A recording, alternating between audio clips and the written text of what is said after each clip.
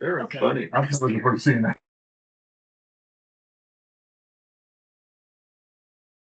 There we go.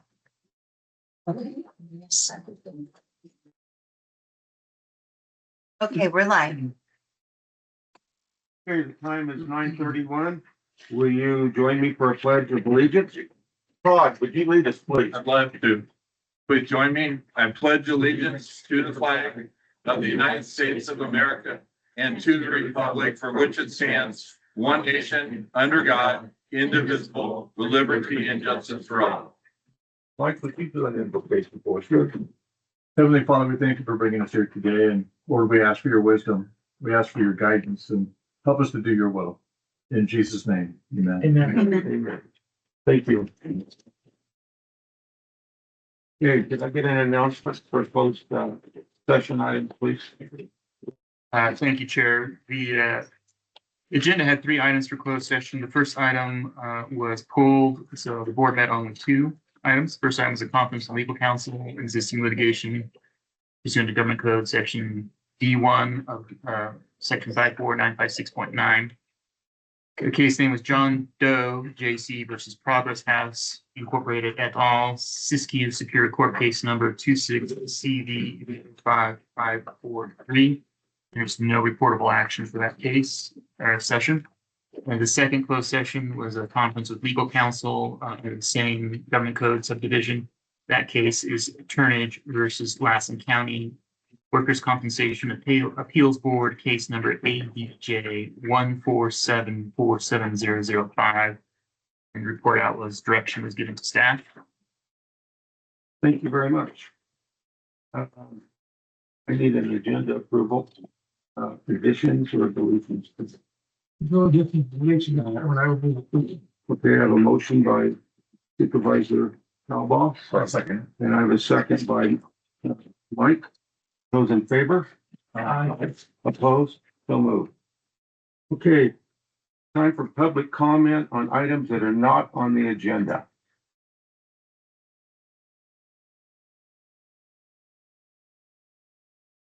You state your name for the record, please. Bill Pyre, Fair Manager. Good morning. Morning. Chairman, members of the board. Just wanted to give you a quick fair update. I want to get, well, kind of catch up, I guess, because the rumors out there on Facebook that we're not having a fair and we're not having entertainment. I just want to go on the record to say that we are having a fair, and you're all invited. We rolled out the lineup last week, and I'll just go over that real quick. On Tuesday of the fair, 4-H barbecue in the Miss Lassen County competition. Wednesday, monster trucks. Thursday, CCPRA rodeo. Friday, micro wrestling. Saturday, we're going to have a 3-band festival featuring Huckleberry Road, Hazard County, and Radio Ready. That's the Saturday entertainment. And then Sunday night, an actual 3-event destruction derby. So a full-scale destruction derby. Tickets go on sale this Friday. And just wanted you guys to know that things are getting busy at the fair. Spring has definitely sprung. So I just want to give you an example of what last week looked like. Monday and Wednesday, we had congregate meals for the seniors in Jensen Hall. On Wednesday, we had the 100-year celebration for the Susanville Rotary Club. On Thursday, we had the Office of Education in all the buildings doing 3rd grade day. On Friday, we had Farm City Day put on by the FFA. Friday evening, we had Seroptimus with their Margarita Fest. Saturday morning, we had the Lassen County Animal Shelter Rabies Clinic. We also had livestock weigh-in. After our livestock weigh-in, we've got a pretty good idea that this year's junior livestock auction should have around 60 hogs, 40 lambs, 25 steers, and 10 goats. The poultry and rabbits haven't been entered yet, so we don't know those numbers at this point. And then to round out Saturday, we had races Saturday night. So things are busy down there. Invite you down for any of the events, and would love to see you. And we also have a fair board meeting this evening at 5:30. Thank you. Thank you very much. You've been busy. I appreciate it. A little busy. Thanks, guys. Is there anyone else for public comment that's not on the agenda? Okay, we'll go to unagendized report at this time. Would you start off, Mr. England? I want to start by mentioning the Doyle seniors are having their bake sale this weekend at the Mark. If you're into baked goods, they have the best. Milford Food Pantry will be this Thursday morning. And I'd also like to allocate $650 to the Doyle seniors so we can get a new oven out at the community center. That's all I got. Yeah, I don't have much either. Just been busy. But anyway, RAI Zoom meeting I attended that last month, in the month. So anyways, get a couple tours set up for the legislature and chiefs of staff as far as that goes. And then the only other thing I have on my list, I don't know why it was on my phone, but I have Mike Carney's birthday today, so happy birthday to Mike Carney. Mike Carney. All I don't right. know why he's in my phone. I have no idea. Good attribute for our. That's awesome. There you go. That's it. Thank you. Mr. Scanlon. Sure. On April 28th, I attended the Lassen Regional Solid Waste Management Association meeting. In that meeting, we appointed Matt Gray as the general manager. And then on May 4th, I attended the Westwood Community Service District meeting. On May 7th, myself, along with CIO Maury Anderson and Matt May from Public Works, met with the California Department of Fish and Wildlife. The field trip out there by the landfill to arrange for maybe a land swap or conservancy. We're not really sure what happened exactly, but it was positive. And then that same night, I met with the Clear Creek Community Service District on May 11th. Yesterday, I was up in Westwood for the Chamber of Commerce meeting. And then later today, I'm planning on attending the Fair Board meeting. I've got a planned Westwood Town Hall meeting on Monday, May 18th at the Westwood Community Center. Sheriff John and code enforcement will be with me on that. And then I have another community meeting or town hall type meeting scheduled for May 21st at 2:00 at Spalding Neighborhood Watch. And then I'd like to, for my discretionary funds, dedicate $1,500 to the Westwood Chamber of Commerce for the community cleanup to run a couple of big dumpsters. And then also like to set aside or allocate $1,000 to the Westwood Chamber of Commerce for the bulldozer monument. There's a project up in Westwood to obtain an original bulldozer. They were actually invented in Westwood, the first one Caterpillar ever made. And so they're going to put a monument up there. That's cool. Related to that. And so $1,000 towards that. And then I'd like to also donate $250 to the Westwood Little League. Okay. That's all for me. Thank you. Mr. Neely. I haven't had a whole lot of meetings. Just been going back and forth to the doctors and so That's pretty important that's stuff. that's about all. Okay. On the 28th of April, I had a Treasury Oversight Committee meeting. On the 29th of April, I had a cultural competency meeting. And on April 30th, I went up to the college. They had a tobacco and vaping awareness program. It's a big issue in Lassen County. Our numbers are as high as any county in California. And it's starting out at 8-year-olds. So it's a real problem. And they put on a heck of a program up there, and I just wish the building would have been packed. So if you get a chance to get any information on that, I suggest you really take a look at it. I was literally shocked. So on May 4th, I had a first 5 meeting. On May 6th, I had an agenda meeting. And on the 6th, I delivered the 100-year proclamation to the Rotary Club. That was quite an honor. There's a big event. There's people from all over. I mean, they came from everywhere, and it was pretty cool. And then last night I attended a behavioral health meeting. So with that ends our unagendized reports. We'll go to public hearings, C1. Oh, that's tough. Oh, sir. Oh, it's time certain. I'm sorry. Go to the G.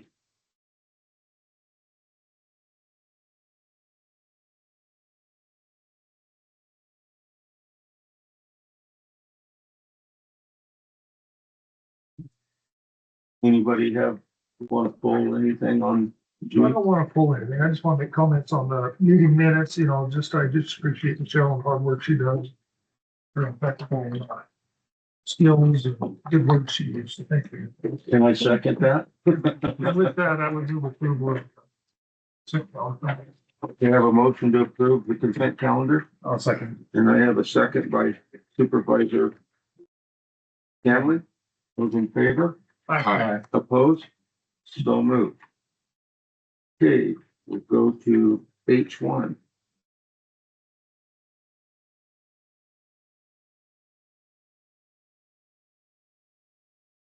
Morning, Mr. Fairley, members of the board. I am here to answer any questions that you guys have on this.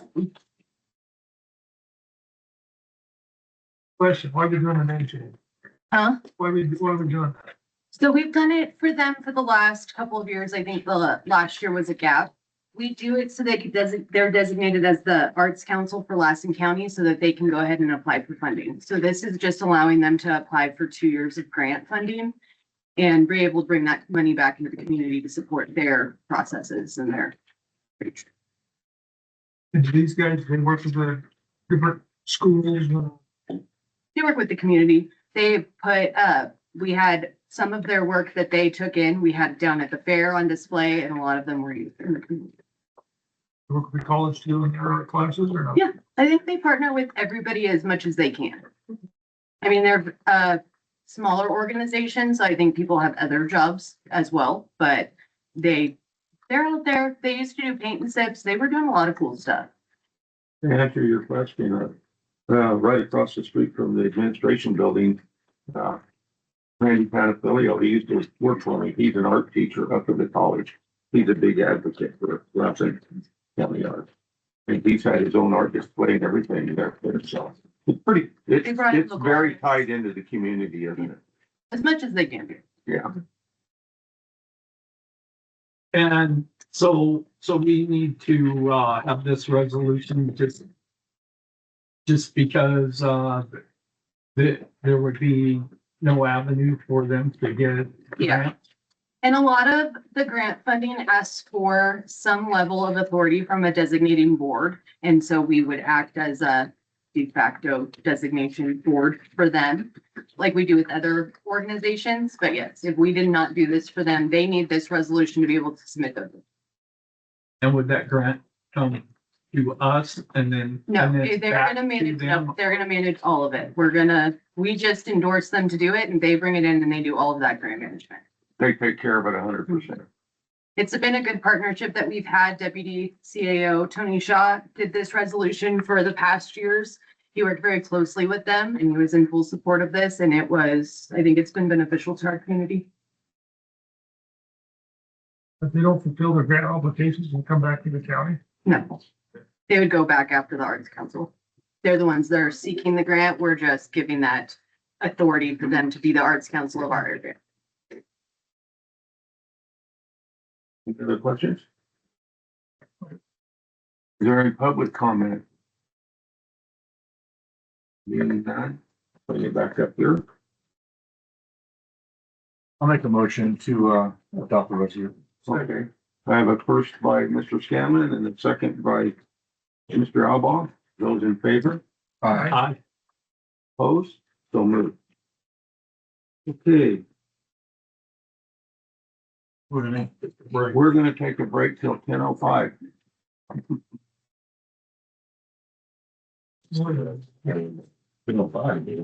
Oh, it's on. Yes.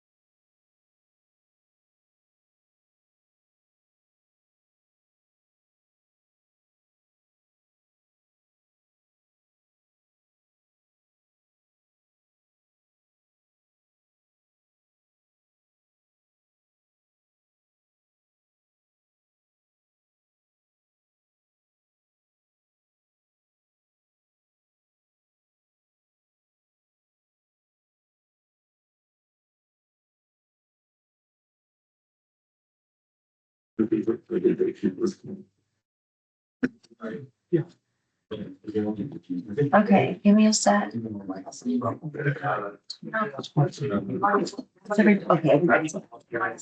Okay, we're live. Okay, we're back in session and we're going to C1, appeal of conditionally approved permit 2026001 by Ingram. Go ahead.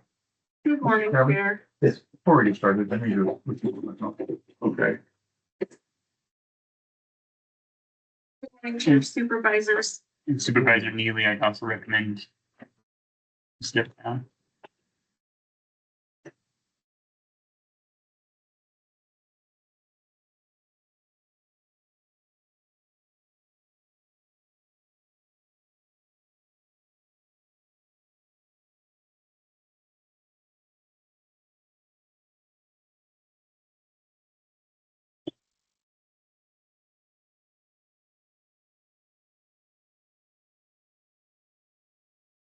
Good morning, Chair, Supervisors. My name is Mindy Hilton, and I'm here to present appeal of use permit 2026-001 Ingram.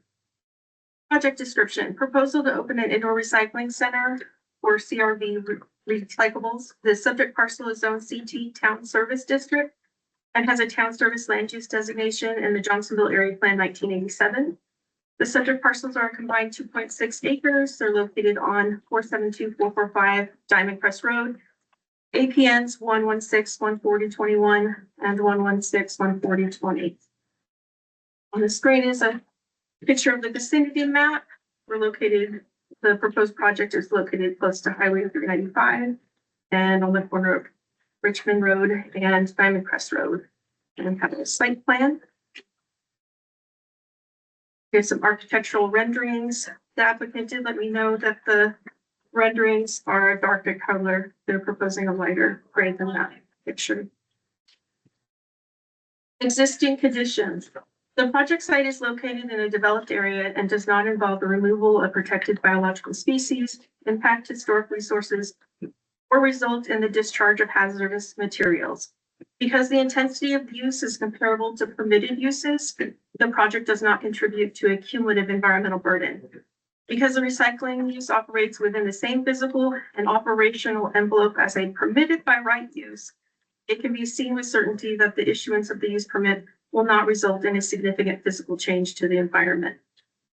Some businesses in the neighborhood, Country Pines Quilt Shop, Gino's Auto Body, Crazy Days Concrete and Construction, Old Iron Motors, Diamond Crest Mini Storage, Richmond Mini Storage, Lassen Transfer and Storage, and the Steubenville Auto Center.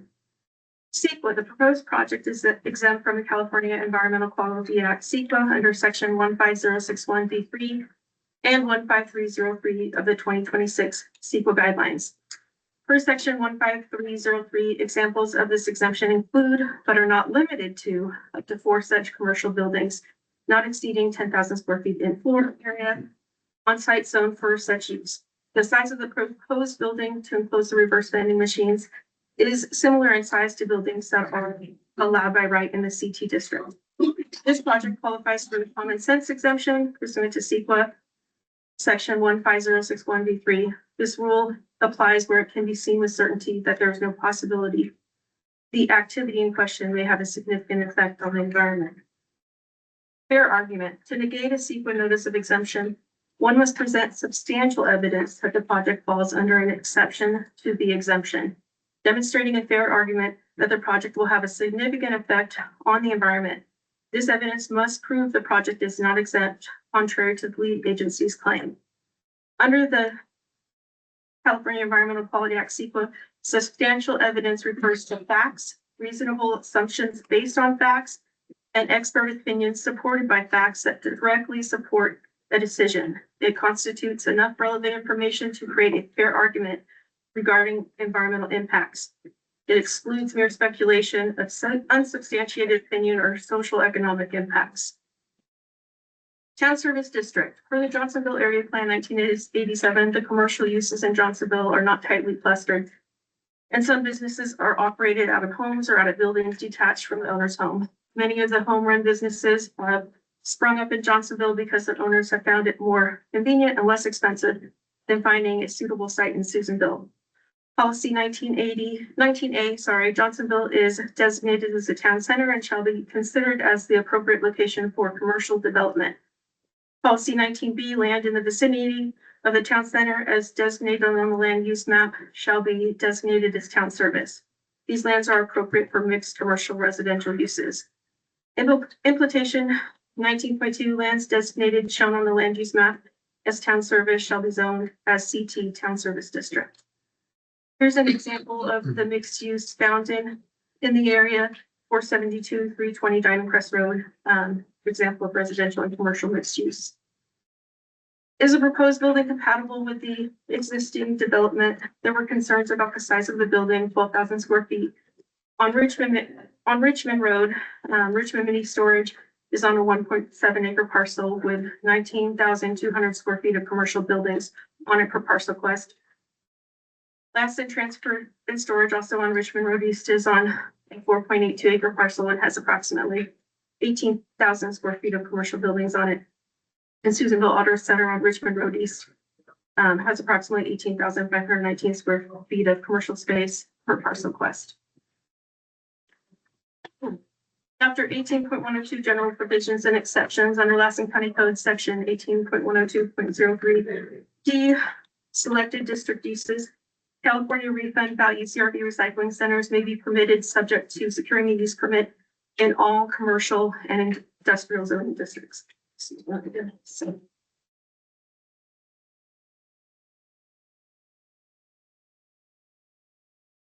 CT district uses allowed by right. These are in your packet too, but some examples of uses allowed by right, I won't read them all, but automobile sales, mini storage warehouses, car washes, supportive housing, transitional housing, kennels, provided the parcel is 5 or more acres. CT district uses allowed. These would be allowed with a use permit. Kennels if you have less than 5 acres. Retail lumber, welding shops, mobile home parks, automobile service, multiple family dwellings, flea markets, festivals. Design review. The project is subject to design review. We'll go through a design review prior to building permits being issued.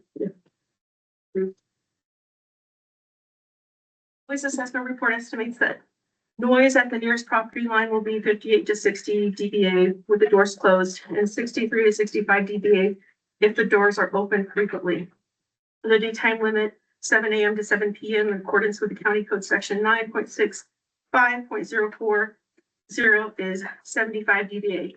Additionally, if approved, the Planning Commission condition requires compliance with Lassen County Code Noise Ordinance, County Code Chapter 9.65. BMT, the recycling center is projected to serve 20 to 50 customers per day. This volume is consistent with or lower than trip generation rates of alternative by right uses for the 12,000 square foot facility, such as general retail. Consequently, the project will not result in a significant increase in vehicle miles traveled or traffic congestion beyond what has already been analyzed and accepted in the general plan. Neighborhood concerns regarding environmental safety. This project is partially grant funded through CalRecycle. CalRecycle's mission is protecting California environment and climate for the health and prosperity of future generations through the reduction, reuse, and recycling of California's resources, environmental education, disaster recovery, and the transition from a disposable to fully circular economy. Reverse vending machines are found in grocery stores and are typically exempt from environmental reviews when added to existing grocery stores. Recycling reduces litter and keeps waste out of our landfills, and collected CRV will be transported out of town and not be cleaned or melted on site. Discussion continued. Lassen Transport and Storage offers a commercial waste station for semi trucks. It's located on Richmond Road East. The location of the project site on the corner of Richmond Road East and Diamond Crest Road keeps the indoor recycling center close to the highway. If the recycling center will move farther away from Susanville, more residents would be less likely to utilize it and emissions would be greater as a larger majority of residents drive farther to recycle. We have some pictures of the project site. There's your project site right there. Conditions, these are not seen in your packets. I can, if you'd like me to read them, I can.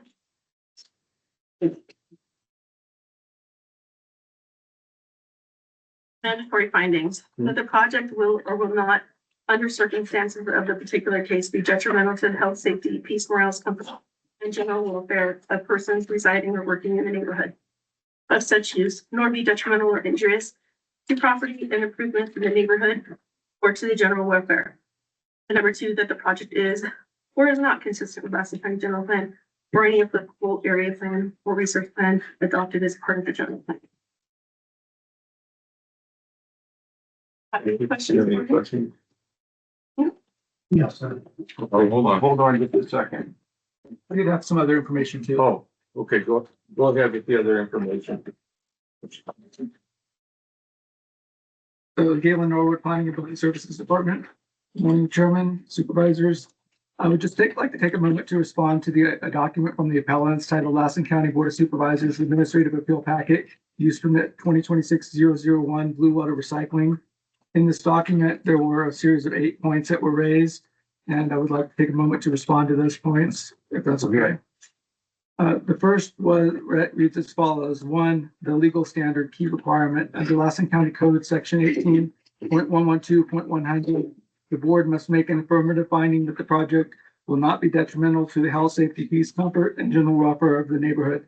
This finding must be supported by substantial evidence in the record as required by PRC Section 21082.2. Our response to the staff's response to that is the statement that the mandatory findings must be made is correct. The board must make mandatory findings to approve the project or disapprove the project. It will or will not be detrimental. Substantial evidence is summarized in your packet. I was going to read a section of your packet. To negate and seek a notice of exemption, one must present substantial evidence that the project falls under an exception to the exemption, demonstrating a fair argument that the project will have a significant effect on the environment. This evidence must be proved that the project is not exempt, contrary to the lead agency's claim. Under the California Environmental Quality Act, substantial evidence refers to facts, reasonable assumptions based on facts, and expert opinions supported by facts that directly support a decision. It constitutes enough relevant information to create a fair argument regarding environmental impacts, excluding mere speculation, unsubstantiated opinion, or social economic impacts. Number 2, the second point in the document, under Lassen, important clarification, discretionary approval. Under Lassen County Code, Section 18.102.030D, recycling centers may be permitted in commercial zones. However, approval is not automatic. A use permit is discretionary, and the board retains the authority to deny the project that is not compatible. Under PRC Section 21080, this discretionary project is subject to CEQA review. Staff's response to that comment is as follows. The statement that the project is discretionary is correct. Approval or disapproval is at the discretion of the Board of Supervisors. The project was found to be exempt from CEQA. The basis of that determination is provided in much detail in your packet and by Mindy in the presentation she just gave. In summary, the only reason this project is discretionary is that there is a CRV recycling component. Normally, a building of this size would be allowed by right. Number 3, the third point raised by the appellants, evidence in the record, substantial evidence. The record includes 122 signed petitions and concerns regarding traffic, school bus stops, noise, private wells, and a single access road serving about 50 homes, including emergency services and funeral processions. This constitutes substantial evidence of potential neighborhood detriment. The staff's response to number 3 is the public controversy over a project does not by itself constitute substantial evidence. Concerns regarding traffic and the access road. No substantial evidence has been submitted indicating that the project will significantly impact traffic. The following is from the board letter in your packet. The recycling center is projected to serve between 20 and 50 customers per day. This volume is consistent with or lower than the trip generation rates of alternative by right uses for a 12,000 square foot facility, such as general retail. Consequently, the project will not result in a significant increase in vehicle miles traveled or traffic congestion beyond what has already been analyzed and accepted in the general plan.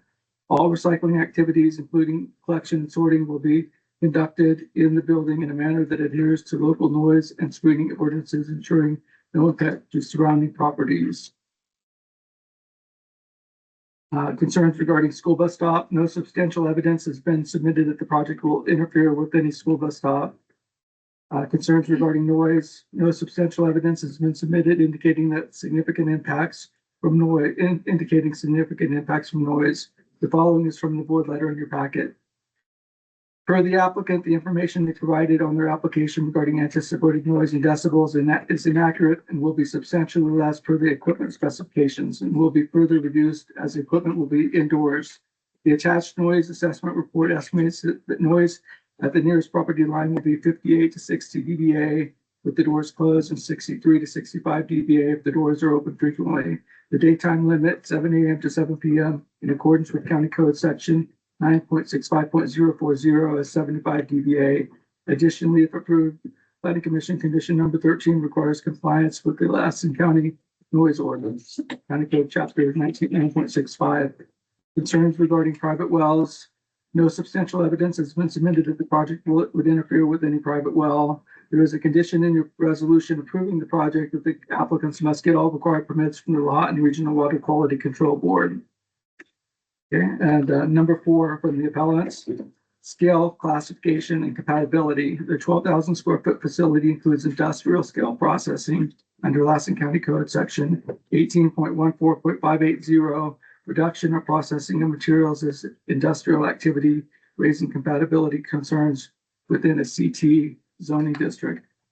So section 18.14.580 industry of Lassen County Code reads as follows. Industry means the manufacture, fabrication, reduction, or destruction of any article, substance, or commodity, or any other treatment thereof in such a manner as to change the form or character thereof. For this project, there will be no cleaning of the recycle, just sorting and baling.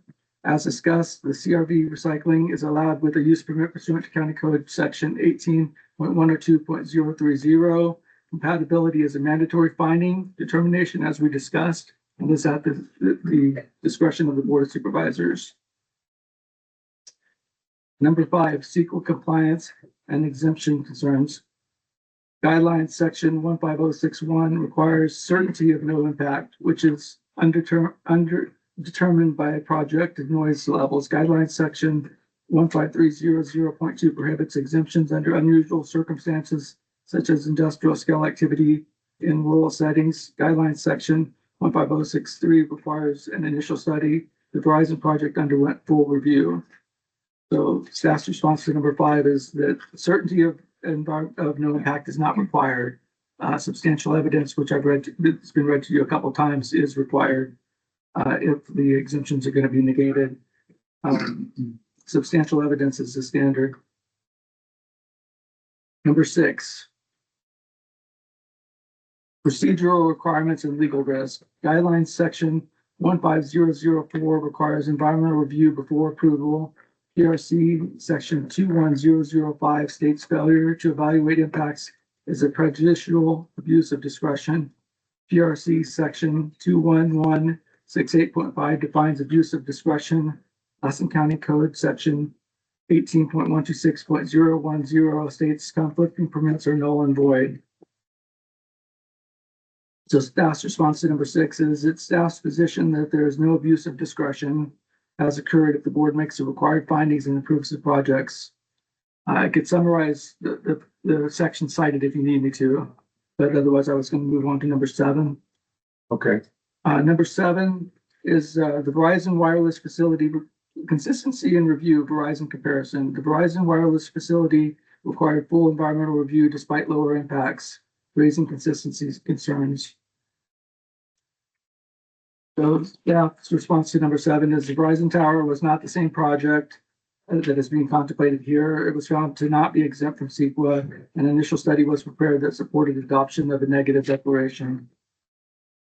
Number 8, decision consideration. Can the finding of no neighborhood detriment be supported by record? And our response is that is the board's discretion. It comes down to the mandatory findings if this project is a good fit for the neighborhood. So it's staff's position that this comes down to the mandatory findings, which are on your screen, and determination if this is a good fit for the neighborhood or not. And that's up to the Board of Supervisors. Thanks. That concludes the staff report. If there's any questions. Aaron, you have a question? I got a couple of questions here. First one is in the PowerPoint under CEQA. You have 10,000 square foot floor size, but this is gonna be bigger than that, so what? Well, it also says examples include but are not limited to. So because this is normally an allowed by right use, the size of the building, the only thing that triggered the CEQA component was the CRB recycling. And that particular section says examples include but are not limited to. Okay, So for that statement, you're just going off at different commercial buildings in the neighborhood. Yes, and the fact that it's allowed by right. Right. That's for clarity. and then the other question I had was on the notification, I thought it was 600 feet. but It's 300 feet. Is that for any of them? That's for any public hearing, yes. Where do they get through 600 feet from that? I do not know. You doubled it. And then, can you explain to me what the difference is between a use permit, a conditional use permit, and a special use permit? These are kind of similar terms. In our code, it's just a use permit, and a use permit typically comes with conditions. So some jurisdictions refer to them as conditional use permits or cups. We just refer to them as a use permit, and it has conditions. Okay. And then what are Cal Recycle's regulations and permits? I do not have a summary of those, no. I mean, is that gonna impact on what our decision is what they're? No, they have to comply. There's a condition in the planning commission resolution that they have to comply with Cal Recycle requirements. So they would have to demonstrate that they've met those requirements. Are they gonna be above and beyond ours or no, or I mean, completely different? I mean, I don't know. I'm just asking these questions. Yeah. I don't know all of Cal Recycle's requirements. Do we need to or not? I'm just asking. That's a question for council. So the condition is that the applicant has to comply with Cal Recycle's regulations, and if planning were to find out that they were not meeting up to the requirements of Cal Recycle, then that would be a violation of the condition on the permit. So the Cal Recycle permit regulations are something we ought to be aware of, but it does not have any real bearing on the decision to issue this use permit. It's a condition. So if they abide by Cal Recycle, then they're in compliance with their permit, you issue it. If they are not, then they are not in compliance, and there could be potential enforcement actions by the county for failure to abide by Cal Recycle. Okay. Separate from whatever Cal Recycle might do for a violation of their regulations on their own. Okay. My next question is the parking areas. How many parking spots are gonna be? I believe 8, is that correct? Eight parking spaces. 8 parking spaces. And what about for the semis and There's a loading area. is there gonna be storage of the semis there too? Is it just? No, there's a condition that the semis can't be parked there. They can't be there when they're not actually loading once a month to remove the recycled materials. Okay. And the vehicle, VMT, the vehicle miles traveled, or whatever that is you have on there, does that take into account the semi trucks too, or no? Yes, It does. And what happens if they go above the 20 to 50 customers per day? the county could take action on the permit to revoke the use permit. Would be one thing that could happen. So if this were to go through today, would that one by the applicant, or I mean, how is that going to be if this turns into be a successful business and he gets more customers than that? Is he gonna have to come back in and amend this, or how's that gonna work?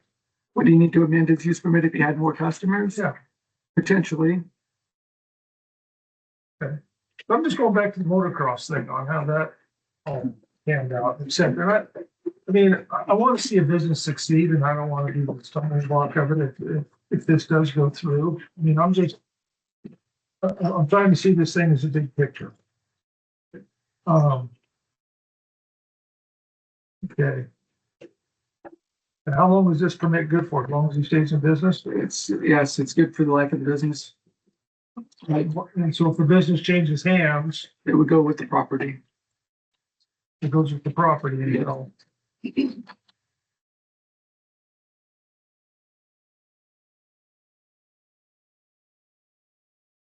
think that's all the questions I have for, well, Wait, Well, is the applicant here? The applicant is here, and I believe they were wanting to give a presentation as well. Okay, well, I just have a couple questions for them. Sorry. We'll hold off on those questions. And Aaron, did you have anything else?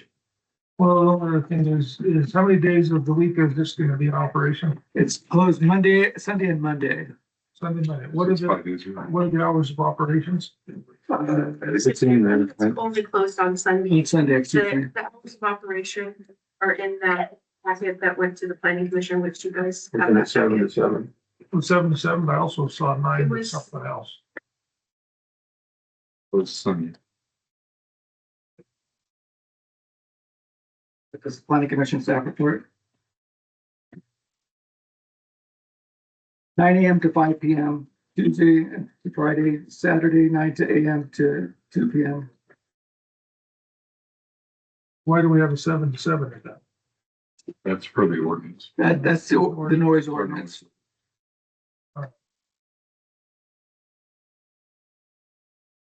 And so with the change of the noise ordinance or the noise, whatever it was by the consultants or whatever, is that verified? How do you fact check that? We rely on the noise assessment from the professional, from the noise What if the consultant. professional wrong?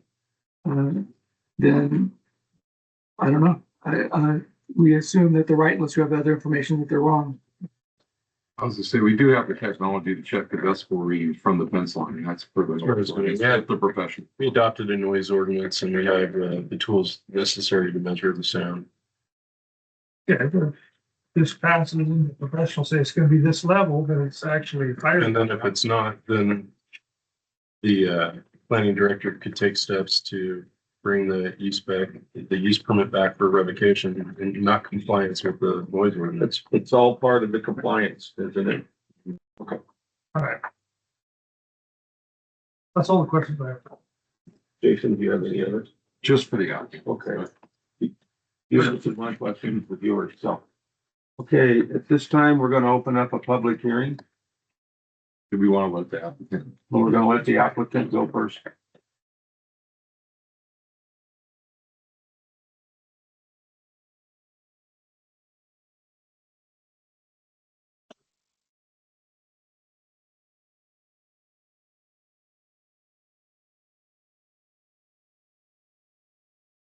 Morning.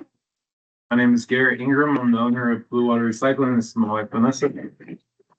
She's got all the details, the sound decimal levels. I just want to remind the board that this is brand new technology.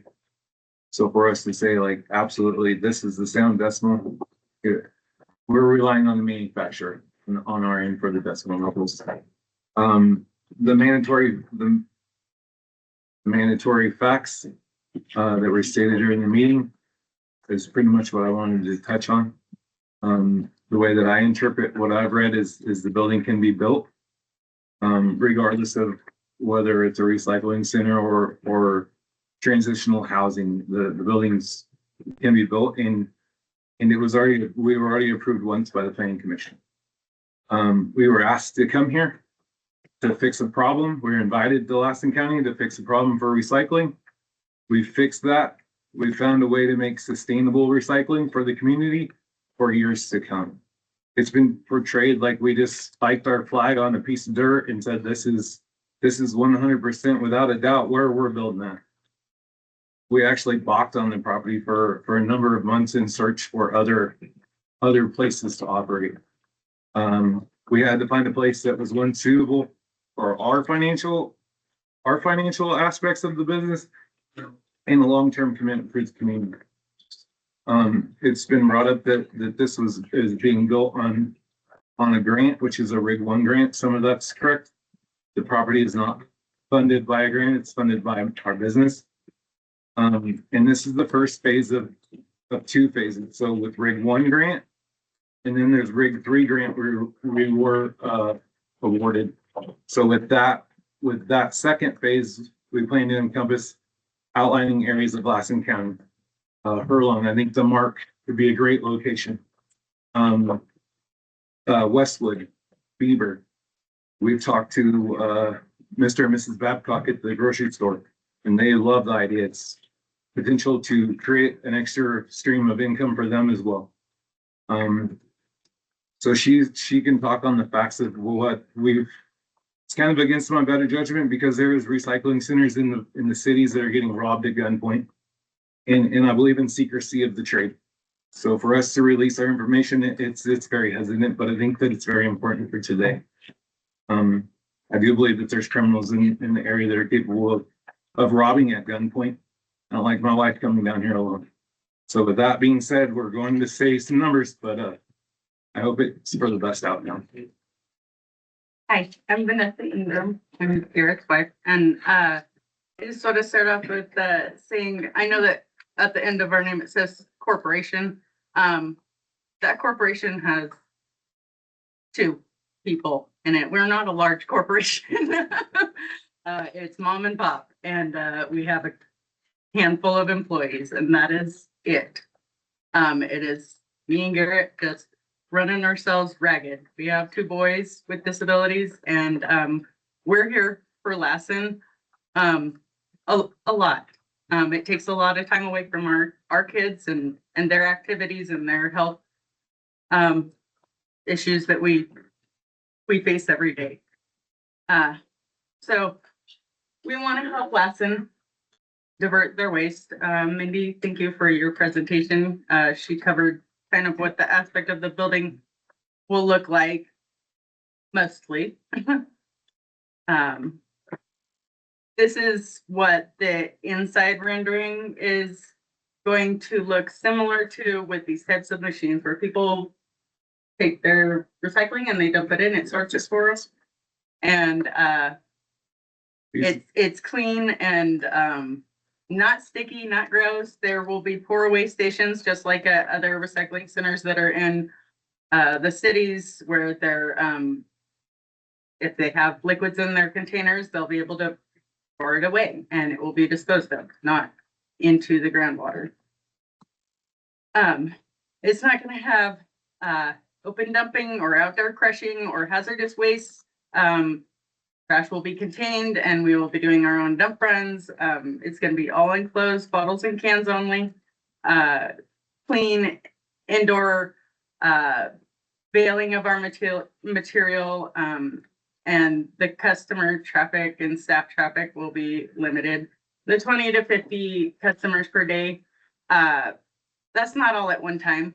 At the beginning, we were really backed up, but that was because everyone in Lassen County was holding on to their stuff and they were really excited. We've started to catch up with everyone, and consistently we'll get like 5 people at a time, and then 5 people at a time, and there's a break in between. There won't be any discharge or runoff into the system with the pour away stations, so that will contain anything from entering the surrounding soil or waterways.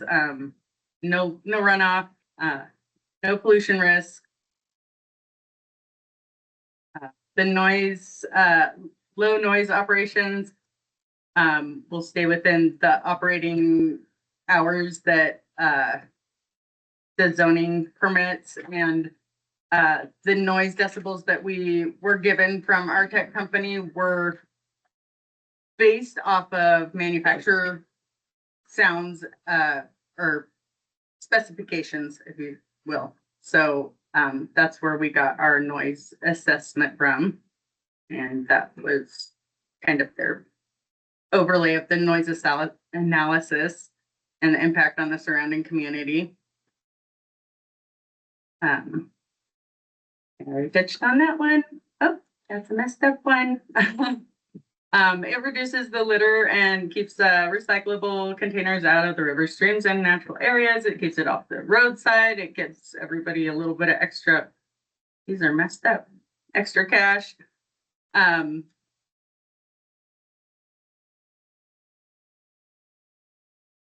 Sorry. Tell them about the diversion rate.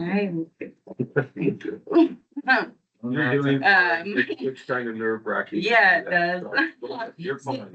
So the CRV, we'll go right there. There we go. So this is what we have done in the last 2.5 years. In 2024 alone, we diverted 97 tons of recyclable material from the landfill just in Lassen County. Last year it was 143.4 tons. And this year, we project to be at 196.8 tons of materials, recyclable materials out of the landfill, off the side of your roads. There's somewhere for it to go. It doesn't go in your trash. And for reference, because it's kind of hard to imagine what a ton looks like. So one of these bins full of cans, it takes 3.5 bins to make one bale. They're pretty tall bins. This is one of our employees, Matthew. One bale is 1/4 of a ton condensed. That's 500 pounds. It takes 31.1 aluminum containers to make 1 pound. Just 1 pound. And that's Matthew standing next to one of our bins for reference. That is a lot of cans and bottles. And that's just our plastic and our cans. Just our most basic #1 plastic, your water bottles and stuff like that. So one bale is about 500 to 600 pounds or about 1/4 ton. And it takes 7 bins of our plastic to make 1 bale. That keeps a lot out of the landfill and off the side of the road. If you want to do the math in your head without me shooting the numbers at you, these are the refund values for Cal Recycle for recycling centers. And if you think about the tonnage and our most basic, Lassen brings in aluminum and #1 plastic mostly, that is given back to the community members. It pays for people's trips. It pays for birthdays. It pays for to put fuel in their tank. It helps people make ends meet as our fuel prices are getting higher. And we're seeing a lot more people that didn't usually recycle coming in because of the fuel prices. It's a lot. And we're happy to help. And that does not, we get the refund value back, but we're putting it out and we have to wait for it to come back to give it back out. So it does not provide us a whole awful lot. This is more of a labor of love. And we're happy to do it. The RIG grant, it might seem great, but it doesn't benefit us in the least. It is this will be a center for Lassen County. We've put a lot of ourselves into this, every bit of ourselves. Our kids have taken a toll. Our mental health, yeah. It's been a lot. And while yes, we do get a building and we get the equipment out of it, it's not for us. It's for Lassen County. They're reimbursement grants, so everything that's funded is funded through us. And if we dot our I's and cross our T's, it's reimbursed in a timely manner. Allegedly. Supposedly. Yeah, the stipulations. Did you have, let me interrupt you. Did you have a question up to this point? If you're done with your presentation, I've got a number of questions. If you're done. Yes, yeah. Would you like to tell them about the money that we put back in the community? I put the recycling.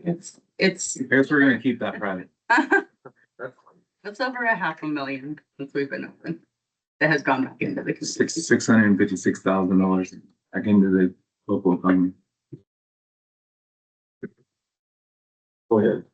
I just want to start by, you have a unique last name. We are, just for the record, we are not related. 100% not related. A bunch of crazy rumors out there. I don't even know who these people are, but I appreciate you guys coming to see me. Just a couple questions. 8 parking spaces for customers. How many, is that going to be enough parking spaces if you go up 50 tons per year? Because it looks like you went from 93 to 143 and projecting 196. So that's roughly 50 tons per year that you're going up. So I sure hope that that's enough. And with the equipment, with the 3 bays, each machine processes 1,000 items per minute. So hopefully our thought process on this equipment is people are in, people are out. 3 people at a time.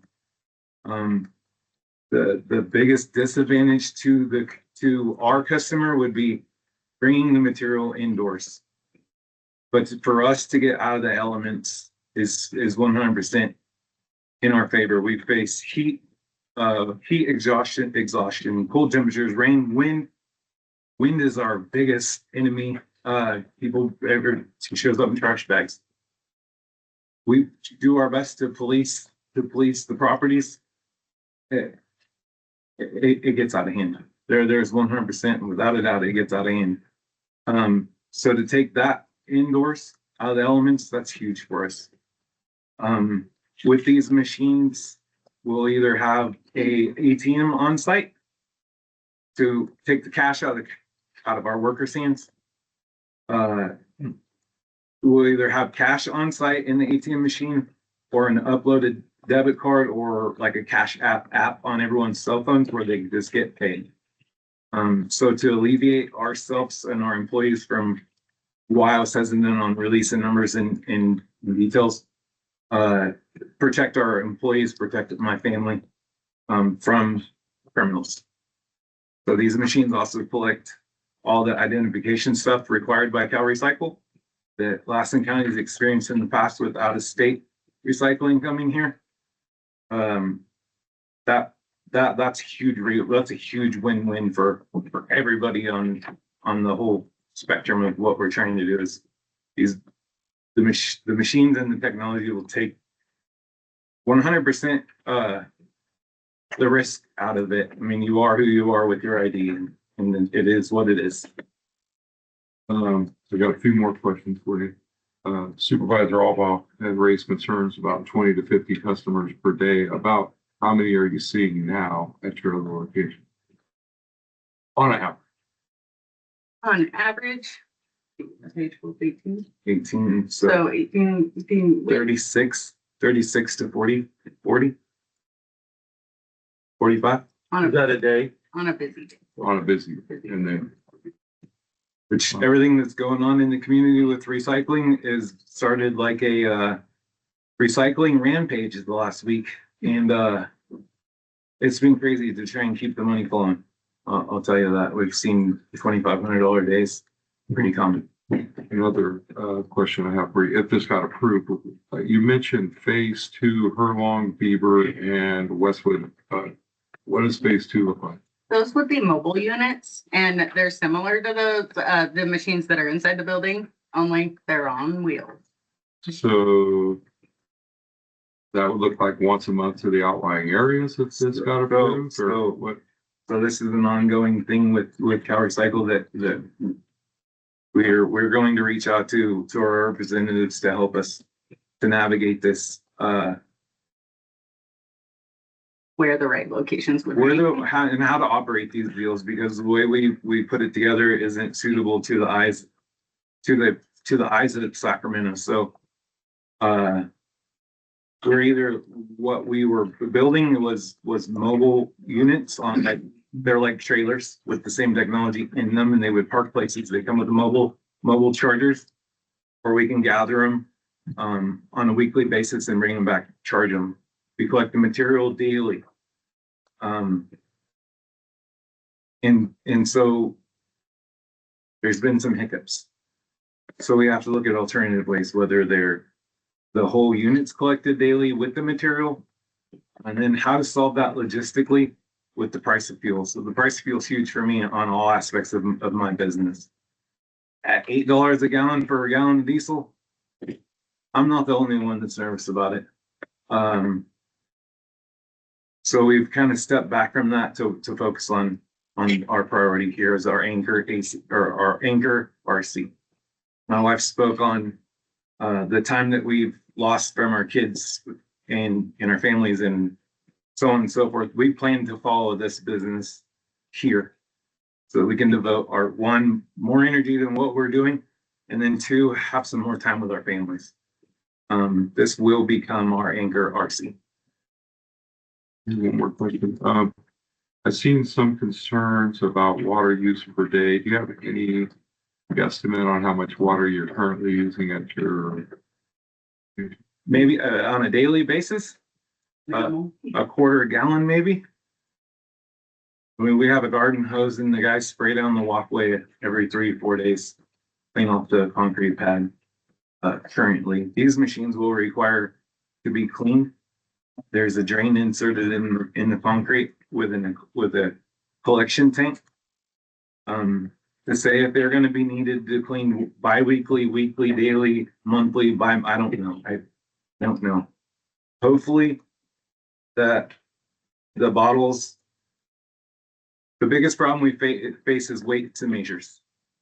If my guys aren't paying attention and someone brings in a bottle of water and we're buying by the pound, then we're buying that pound of water. These machines buy per item. So there will be no reason to try and cheat the system. We've seen frozen water bottles, we've seen it all, man. And these pay per unit. And it's good for the customer as well as by the count. I should say by the count instead of the unit, but per container. And I've seen online, there's not too many of these indoor facilities in the state of California. Can you give me a little information on that? So we were going to be the first in the state to have this technology. We were going to be the first. We decided to let's check it out at other places. And I went on tours to go and see it. Sacramento. My good friend Ivan, he has an indoor facility made by Tomra equipment instead of who we chose, Recycle Tech. So we watched his shortcomings. We watched his machinery learn. And then we're going to see another one in San Mateo, ASAP of this technology. So we will be the third in the state, but the first in the North state. And there's a large recycler that's Crescent City, Eureka, Redding, now Chico, and their name's Hombre. Hombre couldn't obtain the equipment that we have. Like, this is the dream. And we will be the first ones in the North state to have it. I'm pretty proud of that. It's been a lot of work, a lot of study, and a lot of research. Chairman, I think that covers what I think. Sure. I also had a question on the amount of well water. Because I'll be honest, I couldn't see where you'd use much more, at the very most, what a household would use. Am I thinking right? Yeah, correct. We're not decontaminating bottles. We're not rinsing bottles. If there's any water use, it's from a simple toilet, a hand washing station. And if we need to wash the equipment down, that's use. Water is very important.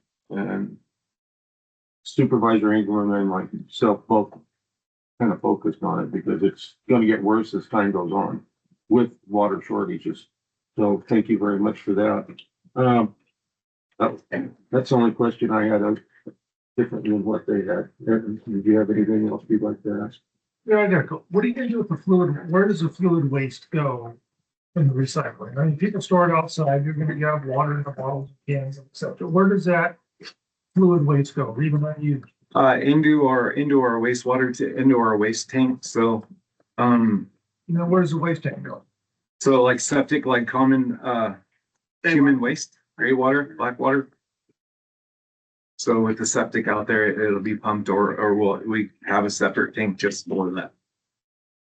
They do it different ways. They evaporate it. They put it in to the gray waters. It can't go into the storm drain like in the cities. It can't run in through common sewers. So it has So to. is yours, I mean, I'm asking you for yours. I mean, is yours gonna go into the septic system and yours gonna be pumped off and go out? We plan on having a separate holding tank for that. So currently in our permitting, we did not put a well or septic yet because it's coming out of our pocket and it's not in our personal budget to do that, but we want to have that as soon as we're afforded that ability. And until then, it would be transported to like an RV dumping station for the holding tanks. So your drain actually has a drain point and a collection tank underneath that you will pump out. In the floor, yeah. A channel in the floor, yes. That would go to your holding tank above ground or underground? It's gonna have to be a common ground with the flow of the floor. Right, and then, you know, as far as what are you gonna have for, perimeter fence? So that's another topic too, is, I mean, I know it's all gonna be indoors, so you're not gonna have your bags full. so we've left that open until like, we're talking to the neighbors. So I personally went around and talked to most of the neighbors that I could catch that were home. One of the near residents, that was the big question is, how do you feel about fences? Or what are you gonna build a fence? And my own personal opinion on fences, I don't really like fences. And I told him, I said, if you want a fence, I'll build one size of the border wall. If you don't want a fence, I'm good with that too. So, Currently, we don't have a plan for, we don't, what? currently, we don't have a plan for it. We don't have a plan for a fence. I mean, theoretically, the fence is gonna be the walls of the buildings, it's gonna be interior, right? Sure. And then, you're good with the date, with the number of days and hours of operation? So the 7 a.m. to 7 p.m. I'm glad you touched on this. This is where I was going next. So the 7 a.m. to 7 p.m. That was brought up as in questions of our operating hours. Our operating hours could change, you know, so right now we're 9 to 5. We're facing hardships from fuel. I talked to the board about a year ago about the hardships we faced in recycling with the prices of when oil was down. It hasn't come back on our side yet, but when oil started getting cheaper, it was $40 a ton cheaper to manufacture new plastic than it was to use recycled plastic. So that put our market at a quarter of what we're getting, a fraction, I should say. So overnight, like a light switch, we went from 17 cents a pound to 2 cents a pound on our peak one. I come here to express concerns, and so we started mixing our loads. And then to speak on like one semi a month thing that was brought up, we started shipping lighter loads at a greater cost to us to make this happen, to keep it out of landfill, to keep doing what we needed to do. It'd be, if we stopped shipping, it would be very fast. We would be overwhelmed and overrun with recycles. So we've shipped lighter loads at a greater cost to us to move the product, which is the nature of the beast. For our operating hours, Cal Recycle requires us to be open 30 hours a week, and 5 of those have to be on the weekend. So 5 hours on the weekend. 5 hours on the weekend. And that's part of Cal Recycle is permitting. Yeah, for our pay to be paid as a recycling center. We currently, right now at our current location, we're open 9 a.m. to 5 p.m. and on Saturday, Tuesday through Friday, and then on Saturday from 9 to 4.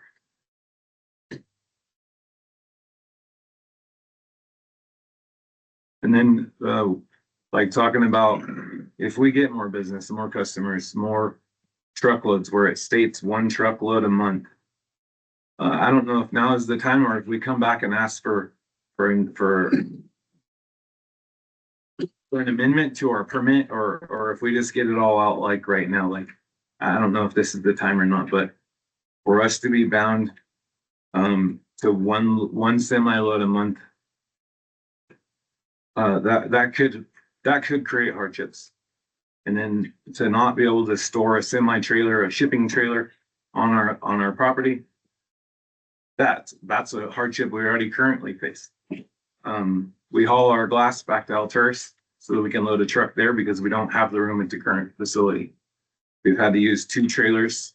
One is storage and one is our shipping trailer to be able to mix our loads to ship to market. So we've lost one of those trailers. So we would like a trailer. We would like a really nice trailer there. And the right to be able to ship more than 1 load a month. That'd be like putting handcuffs on Walmart. It wouldn't be good for Walmart either.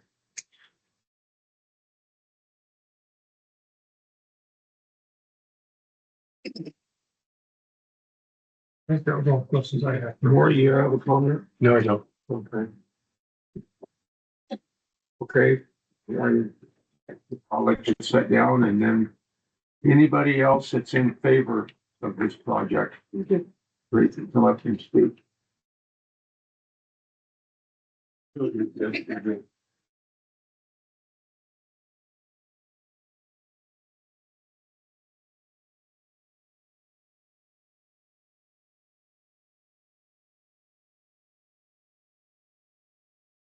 Anyone else in favor of the project?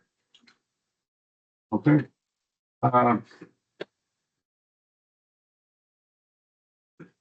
I've got some speaker cards that oppose it. First person, Michelle Davenport. You've got 3 minutes. Hi, my name is Michelle Davenport, and I'm opposed to this recycling center in the proposed area of Richmond Road next to the highway patrol. As supervisors, you're elected by the people, so you should be representing the people. I realize none of you that are right here are supervisors, but really in general, you are all our supervisors.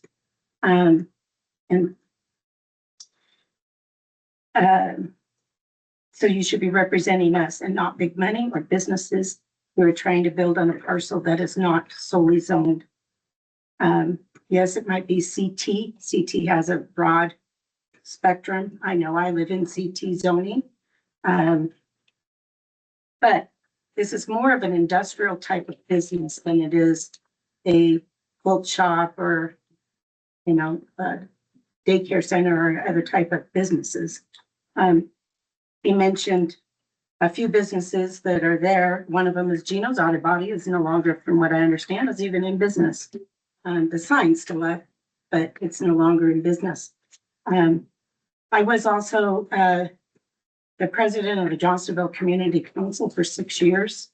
It was a liaison to the board of supervisors, and our goal was to protect our community and our little area of Johnstonville from overreach from the county. Our main goal was to improve our community as a whole and to represent our residents. I am a resident of Johnstonville. Most of all, I am also a business owner in the community. And from what I understand, this will bring noise, even though they say it won't be as bad. It will bring pollution. It will bring trash to the residents who live by. There are more residents that live around this proposed project than there are businesses. While there is a need in our community for a recycling center, it needs to be closer to Susanville. There are more walkers that go to this. I see all the time. I live on Johnstonville Road. I drive by this business frequently where it's currently at. You see people coming with shopping carts and wagons that are walkers. Are they going to walk that far? It's a lot farther for them to go. Are they going to leave their shopping carts or their little, whatever they're hauling out there? That creates trash for the residents, and eyesore. I've seen shopping carts several times along the road. This is not something that we would like to see. There are better places there that are zoned industrial. Time's up. So, well, thank you. Thank you. Okay, Holly Miller.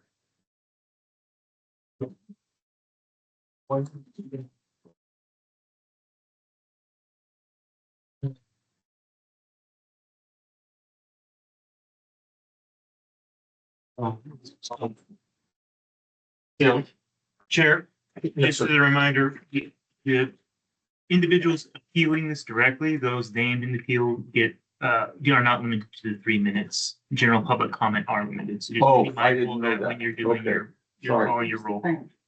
Is there a time limit at all on them? Or- On the named applicants, no. Okay, I didn't know that. I apologize.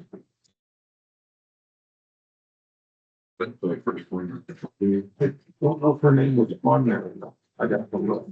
Just be mindful when you read the speaker cards to refer to the named applicants, which are in your agenda packet. Okay, she wasn't on the application, so. Okay. Oh, so it's the people that were the.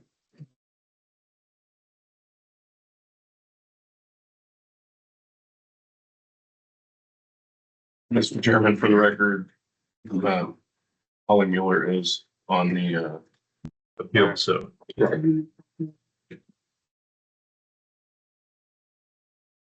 Good morning supervisors. It's almost noon, but anyways, good morning. But before I begin my comments, I want to preserve a procedural issue for the record. A majority of the board members here today have conflicts related to this project. I'm not asking the board to stop the hearing. I'm just simply preserving my issue for the record. Thank you. Okay.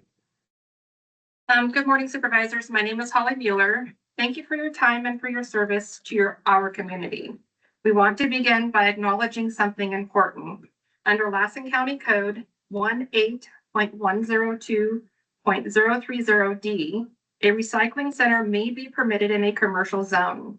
We understand that and we respect that this use can be allowed.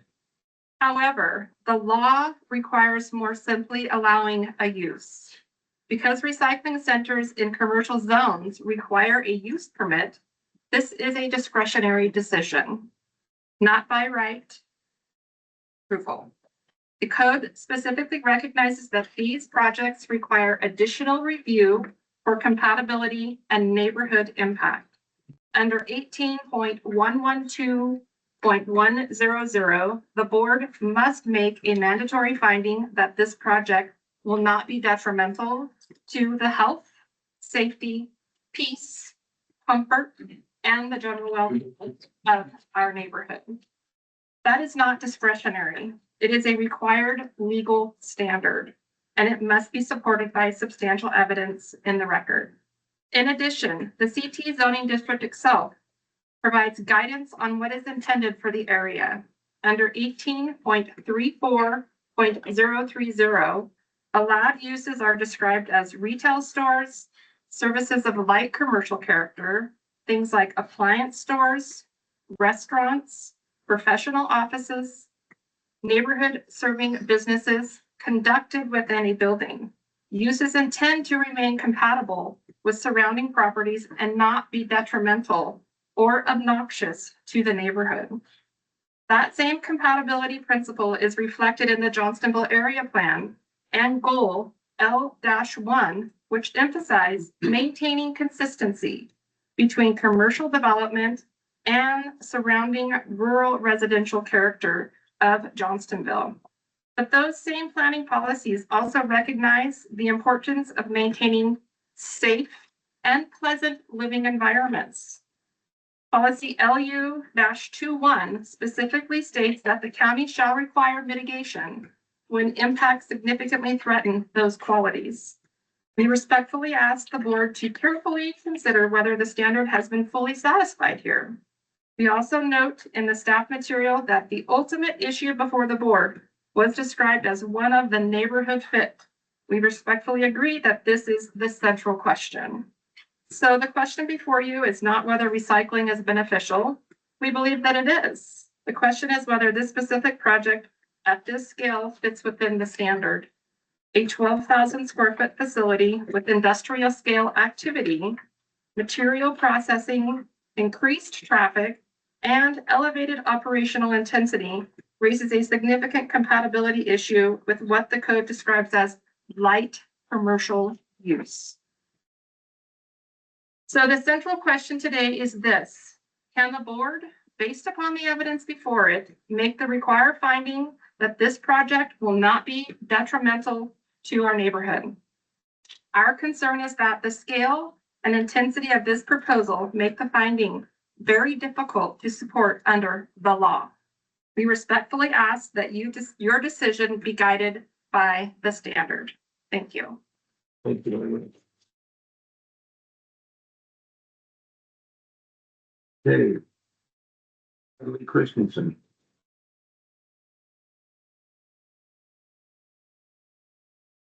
We're gonna send it. Hi, I'm Natalie Christensen. We would like to respectfully highlight a recent and closely related decision, the Verizon Wireless Tower. Use permit number 2025-003. That project is located in the same CT zone, is unmanned, generates minimal traffic, and produces negligible noise. And yet it required a full initial study, a mitigated negative declaration, and an extensive environmental review. That process ensured that the board could confidently make the required findings. Now we compare that to the current project, a 12,000 square foot recycling facility with up to 250 customers per week, with truck traffic, with material processing equipment, and with significantly greater operational intensity. Yet this project is being evaluated under a categorical exemption that is intended for much smaller structures. The CEQA Class 3 exemption under guideline 15303C references structures generally not exceeding 2,500 square feet. This project is nearly 5 times that size. We respectfully ask the board to consider whether the level of review being applied here is consistent with the review for a significantly lower impact project in the same zone. We weigh this not as a criticism, but as a question of consistency, fairness, and legal defensibility. If a quiet, unmanned facility required full environmental review to protect the neighborhood, it's difficult for many residents to understand why a much more intensive project would receive less review. Consistency in the permitting process is essential to maintaining public trust. Thank you. Thank you. Craig Hemphill.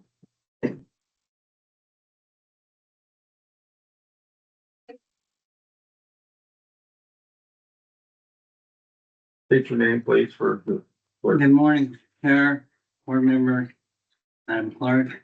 My name is Craig Hemphill. We want to focus on one key point. This is not about whether recycling is appropriate. It's about scale. The scale matters, and it changes the character of use. A small collection facility may be compatible with a CT zone, but this proposal is a 12,000 square foot facility operating at what many residents and my neighbors consider an industrial level of intensity. This scale introduces increased traffic volume, noise from equipment and operations, material handling, and processing activity throughout the day. One issue that has caused a concern for residents and my neighbors is the change in noise analysis in the record. Early project materials referenced anticipated noise levels around 80 decibels at the property line, which exceed the county's 75 decibel standard zone. More recent materials now estimate noise between 58 to 65 decibels. Now, we're not here to challenge the technical experts, but we do respectfully question whether the analysis currently before this board reflects the actual equipment proposed for this facility.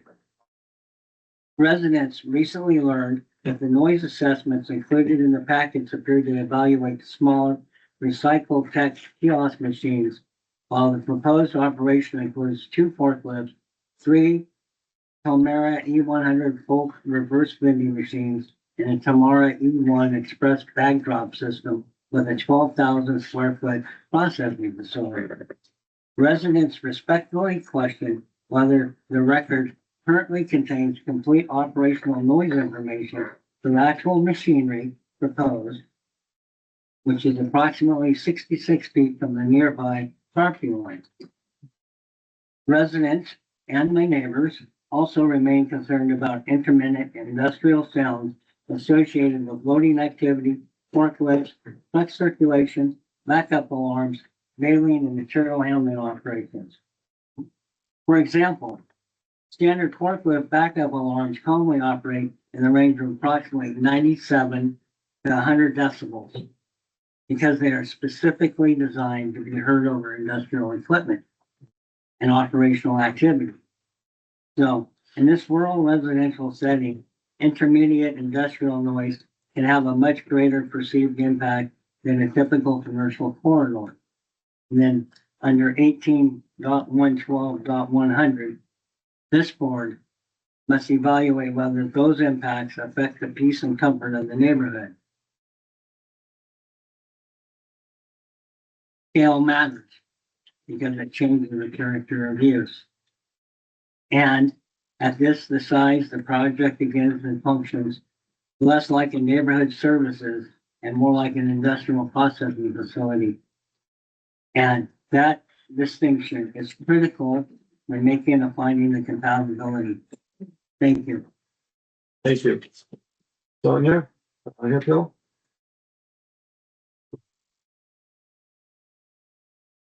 Good morning, supervisors. My name is Sonia Hempel. The record before you includes 113 signed petitions. In a small community like ours, that represents a significant portion of the neighborhood. These are not abstract numbers. These are residents who live alongside these roads, use these intersections daily, and rely on private wells as their only source of drinking water. The concerns expressed are consistent. Traffic safety, especially near school bus stops, noise levels that exceed the rural character of the area, and environmental concerns related to groundwater. The staff materials also state that this area is not considered a particularly sensitive environment. Respectfully, many residents strongly disagree with that conclusion. This neighborhood relies on private wells as its sole source of drinking water. For the families living here, groundwater protection is not theoretical. It is essential to daily life and public health. There is also the practical concern about access and safety. This neighborhood is served essentially by one primary road in and out, Diamond Crest Road. This is the same road that the proposed site will be using for their nearly 250 weekly customers and semi-trucks. Diamond Crest Road has approximately 50 homes on it. That limited access is already shared by daily residential traffic, emergency services, including law enforcement, fire, and medical response, and at times, funeral processions to the nearby cemetery. Adding increased traffic from a higher intensity use raises concerns about congestion, delays in emergency response, and overall safety along that single access route. Under CEQA and local law, this type of testimony and lived experiences constitutes substantial evidence, and substantial evidence must be considered when making the required finding. So the question becomes, can the board reconcile this level of documented concern, including access, safety, and community impact, with a finding of no neighborhood detriment? We respectfully submit that this evidence makes that finding difficult to support. Thank you. Thank you, Sonia. Becky and Ely.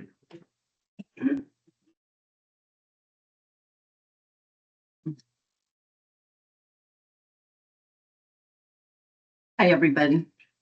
My name is Becky Neely. We would like to briefly address how this project is characterized. The county's own documents repeatedly refer to this as a commercial industrial building. Under Lassen County Code 18.14.580, industrial activities include the reduction, the transformation, and the processing of materials. This project involves baling, sorting, and mechanical handling of recyclables. Those activities align closely with the definition of industrial use. We respectfully would like to note, like it noted, that the county's own documents repeatedly describe this as a commercial industrial building. At the same time, the staff report suggests the project should be reviewed similarly to other commercial uses that are allowed by right in the CT zone. However, recycling centers are treated differently under the code because they require a discretionary use permit. That distinction exists for a reason. Projects involving processing activity, truck circulation, and operational impacts require additional review for neighborhood compatibility. Again, this is not about whether recycling is valuable. It absolutely is. But classification matters when evaluating compatibility because the TCT zoning is intended for uses that support daily convenience and maintain neighborhood character. When a use begins to take on industrial characteristics, the analysis under Lassen County Code 18.112.100 becomes more critical. Thank you for listening. Thank you, Becky. Eric Ewing.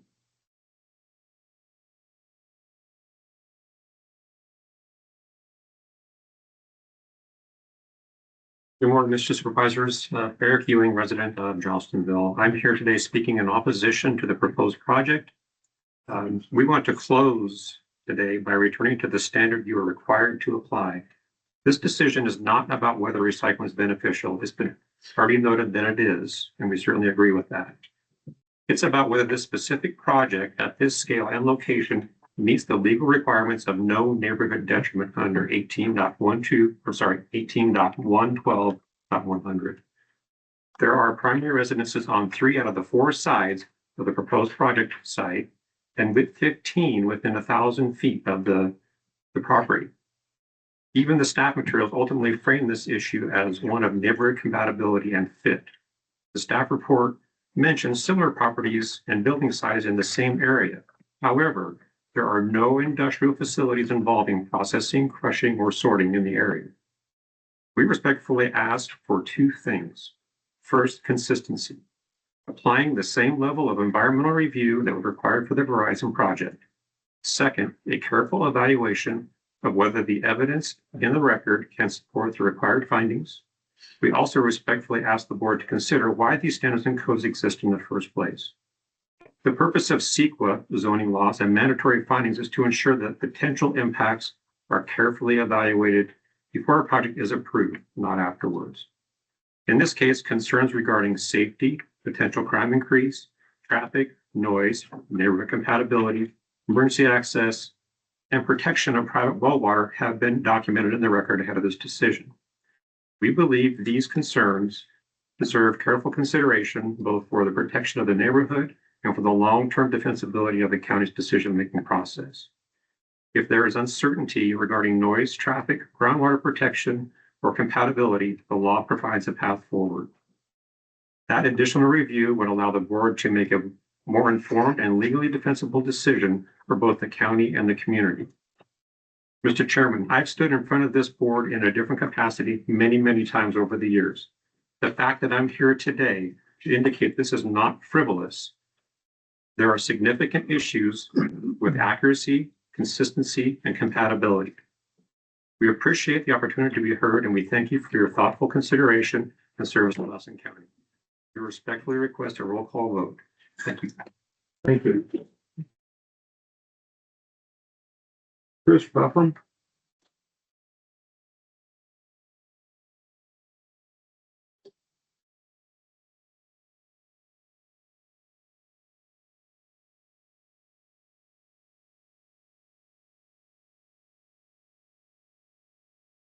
There are members of the board. My name is Chris Buffum, and my wife Nona and I have lived directly across from the proposed recycling center. We built our home in 2010. We built it ourselves piece by piece.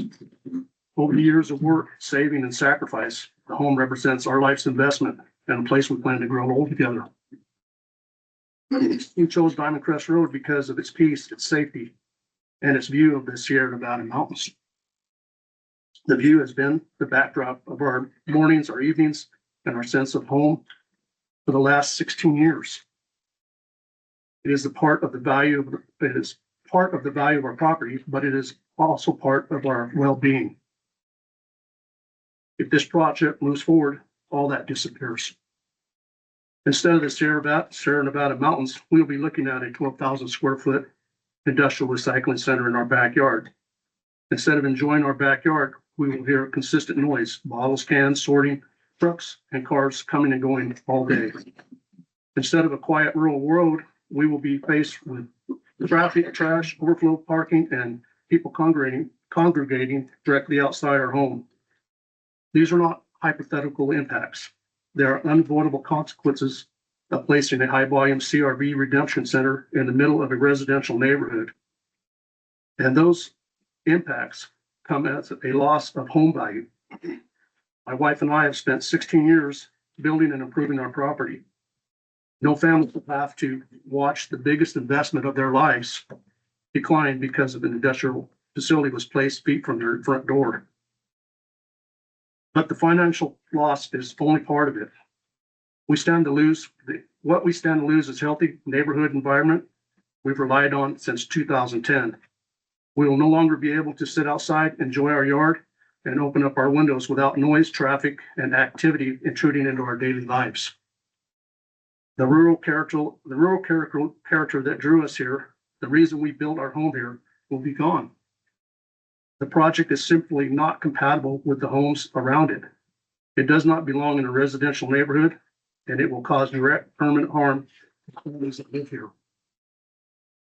I'm asking you to protect the people who have built their lives on Diamond Crest Road. I'm asking you to require the proper environmental review, and I'm asking you to recognize that no resident should lose the quiet enjoyment of their home because of a land use decision that places an industrial operation in a rural community. I have a couple of things that, listening to the rest of the questions, more questions come up every time I hear anybody talk up here. And I've worked with the trades all my life, and working on equipment and repairs. I'm not trying to disrespect the Ingrams, but I've seen the recycle centers that have been here. And I've seen when the people go to lunch, and I've seen the overflow where it goes, on other ones. And in regards to equipment, we're looking at a state-of-the-art recycling center. That is cool. I think it's that could be. But who's gonna, when you have three of these machines that are servicing, when one of them breaks down or two of them breaks down, who's gonna fix them? How long is it gonna take? And when you have one machine go down, is that overflow gonna start lining up on Diamond Crest? I mean, there's just so many questions. Diamond Crest is a community. It's a living, breathing community, and I think that it deserves a little more time to look into all the potentials. We're talking about facts of a recycling center, but we're not talking about the potentials of what could happen, in regards to the people that are living there. We went down and talked to most everybody on Diamond Crest and the surrounding areas. Not one person was against recycling, but 100% of them that we talked to were against the location. It's not against recycling. And we have enough property in Lassen County that's already covered in concrete, pavement, existing structures, that we should be able to come to a good compromise. It's good for both parties, and not just say, hey, you gotta deal with it. Anyway, I appreciate your time. Thank you. Thank you so much.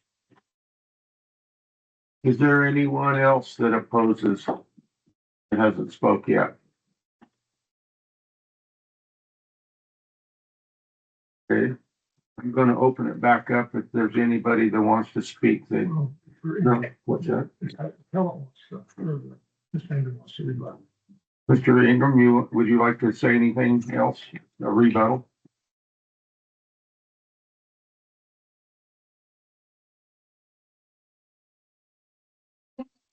Keep playing this all day long. I'm sorry. Me and Chris, even though we have all positions, I've met a really good friend talking to him, and I get a kick out of him with, regardless either way, I think he's a good guy, and I enjoyed his conversation. I think they're good people. To kind of touch on everything that's kind of come at us, I was kind of taking notes on my cell phone, so excuse me. We heard a lot about the cell phone tower in the last meeting. And we also heard a lot about what about the ground squirrels and what about the birds? Does anyone care about turtles anymore? Diamond Crest is Section 8 housing. That's never been spoke on and that's important. And those are customers as well. They're just as important as anyone else. There was reference to excuse me, I got Graham out there. Commer equipment, Commer's out of the picture. Their equipment wasn't feasible. Their mechanical breakdown rate was too much. These machines come with a 5-year warranty. That's zero money out of our pockets. That's express pickup, express part delivery. These guys guarantee their machines to run. They're on airplanes every week, flying out here. Recycle Tech's the leading manufacturer, what would you call them? Company in California. They're here and they're growing. They're big, and they're going to get bigger. There was talks about a bus stop. I didn't really get a great look at the TV screen there, but I believe it's like 2 blocks away. No, it's on the corner. It's on the CHP property. So how come the children have never been provided a safe place to wait for the bus? Maybe that's something my corporation would like to invest into the children. And then I want to just remind the board that we're dealing with everyday drinking containers. I'm looking at one here. These centers, large or small, they open up daily in grocery market floors and in the parking lots as well. They're around our food, same as the commodity we deal in. And I really wish that we were recycling, gold. Unfortunately, we're not. So, other than that, I don't really have anything to say without wasting much more time. I just, we're also human too. So we have empathy for what's been said, and it's not easy to stand up here and to not be liked either. It's not easy to come into a room you're not welcome to be in. But we're here because of the people. We're here because we found a solution for the recycling for the community. And I just want to remind everyone, like, this wasn't our first choice of property. And on a business aspect too, if someone wants to buy me off the property, we'll go somewhere else. Everything's got a price tag. And if people feel that strongly about it, we're more than welcome to entertain it. But we are also running out of time. So middle of June, we hope to be rolling and underway. I'd like to point out that in one of the slides that said that industrial is defined as changing the form. Baling does not, and by Cal Recycle standards, it does not change the form. It is not a what is it called? Cancellation of anything, because you can take it and you can bring it right back out. So industrial, not so much baling, because baling is done in retail stores as well with cardboard, trash, plastic. It does not change the form. We're not reducing it down. We are not canceling it. We are not a processor here. Thank you, guys.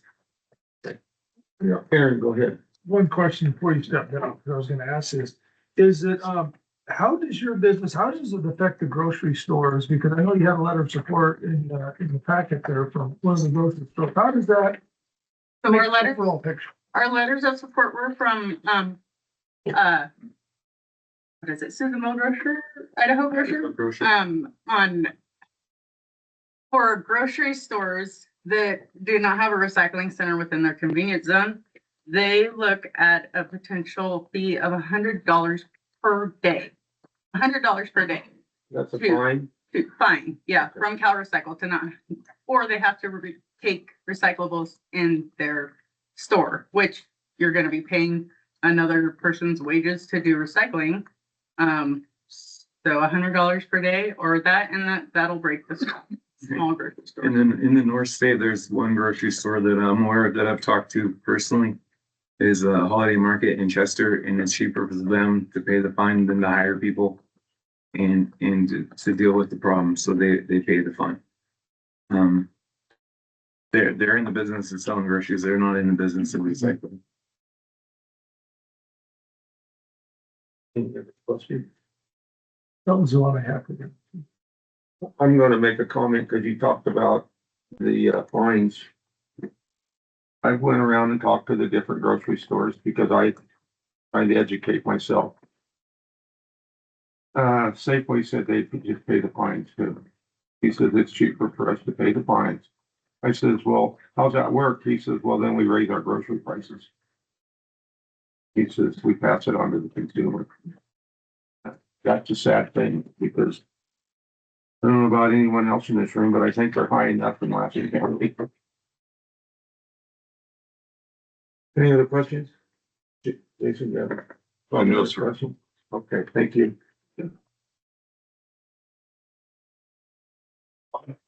So I want to State your name, please. My name is Todd Ide. I'm the store director at Susanville Supermarket. 51 years of doing retail grocery. Recycle is broken in California. In the 80s, it's been broken since the early 80s. And now in today's economy, the cost of redemption from the recycling side,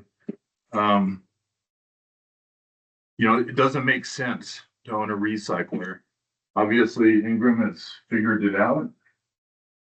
I'm here to say from the retail side and also somebody that lives here, I respect and value everybody here's opinion. And I'm friends with almost everybody in this room. I'm not here to speak whether this piece of property is right or wrong. Just here to remind everybody that recycle is all of our responsibility. Everybody that consumes a beverage has a responsibility to get this handled correctly so it doesn't end up in the creeks and on the sides of the roads. Again, I don't know if this is the right piece of property, but I know that we as citizens all have an obligation to make sure these products get disposed of correctly. I'm only here today to listen to the opposition, to listen to the Ingrams and their pitch. Speak to the board, please. Sure. And so I just wanted to clarify the $100 a day penalty. Now it could have changed, but it expired on December 31st, 2025. No longer as a retailer could you pay $100 and work around that. Since we've had a recycle here and it meets my convenience zone requirement, I haven't paid attention to what the new legislation is, but I just want to remind everybody that recycle is all of our obligation. And it's a hard decision you guys have to make. I listen to everybody. I live in a neighborhood that they proposed to put in all these storage buildings. And we too made a lifelong investment here, and the storage buildings went in, and they're not really a factor for us, like I thought in the beginning. I'm not sure if this is the case with this 12,000 square foot building. Again, we all have an obligation, and I just wanted to clarify from the retailer side what the rules of CalCycle are. Thank you very much. Do you have any questions? I've got one question, Mr. Ingram. What's the size of the property where you want to put that 12,000 square foot? 2.28 acres, I believe. I think it's 2.68. Okay, 2.68. 2.68. Okay, thank you.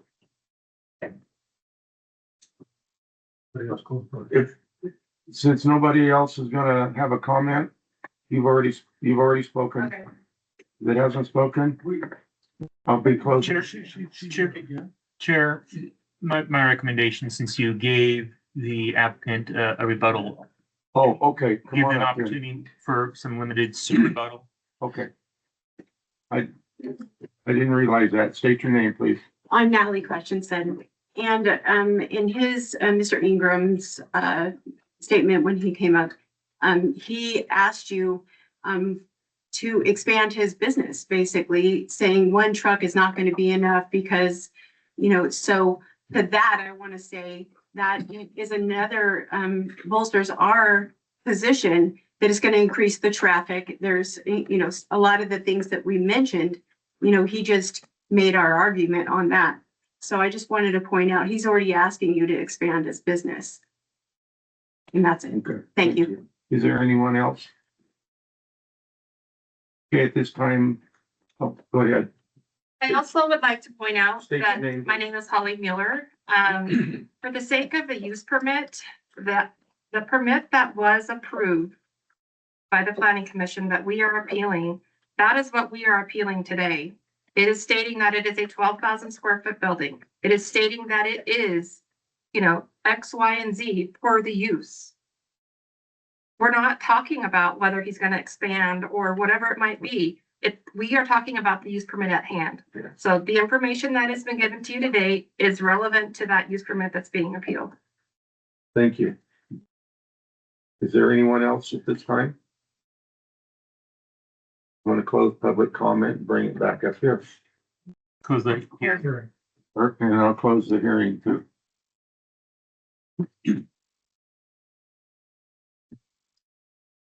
Yeah, we got a question for staff.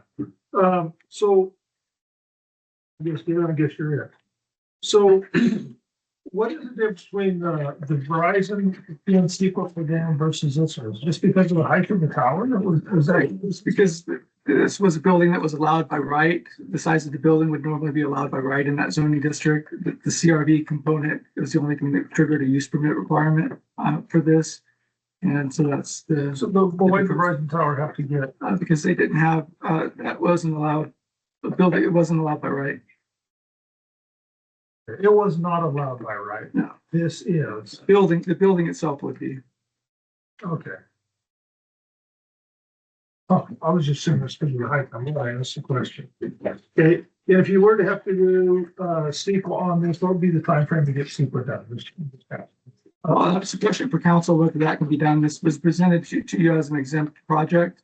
So I don't know if you could take other actions or not. So, board, if you did decide to direct it to go back to the planning commission and the planning department for further review. It would have to be denied. I'm just curious. And so the time frame, it would depend upon how ultimately how much environmental review it determined was required. Negative mitigated declaration can be done relatively quickly. A full EIR is obviously going to be much longer. So I couldn't really just firm the timeline on how long it takes for them to do the environmental review.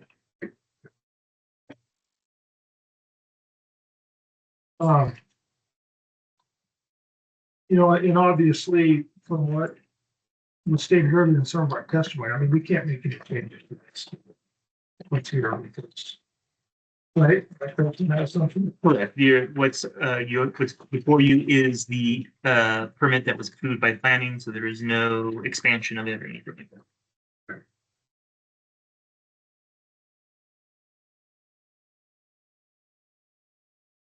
That was all the questions I had. I have a quick question that I don't know if you can answer it or not. I looked at all the people that signed the petition. And I was kind of curious because I've seen some clear over in Quincy. And I've seen some out on Gold Run Road. And I'm just kind of curious how many are in that local area. Say a mile from this area, or even 2 miles. If you have a number on how many people live in the direct area that would be affected by it. I don't have any information. Okay. Well, it's just something that came up. I don't need to know.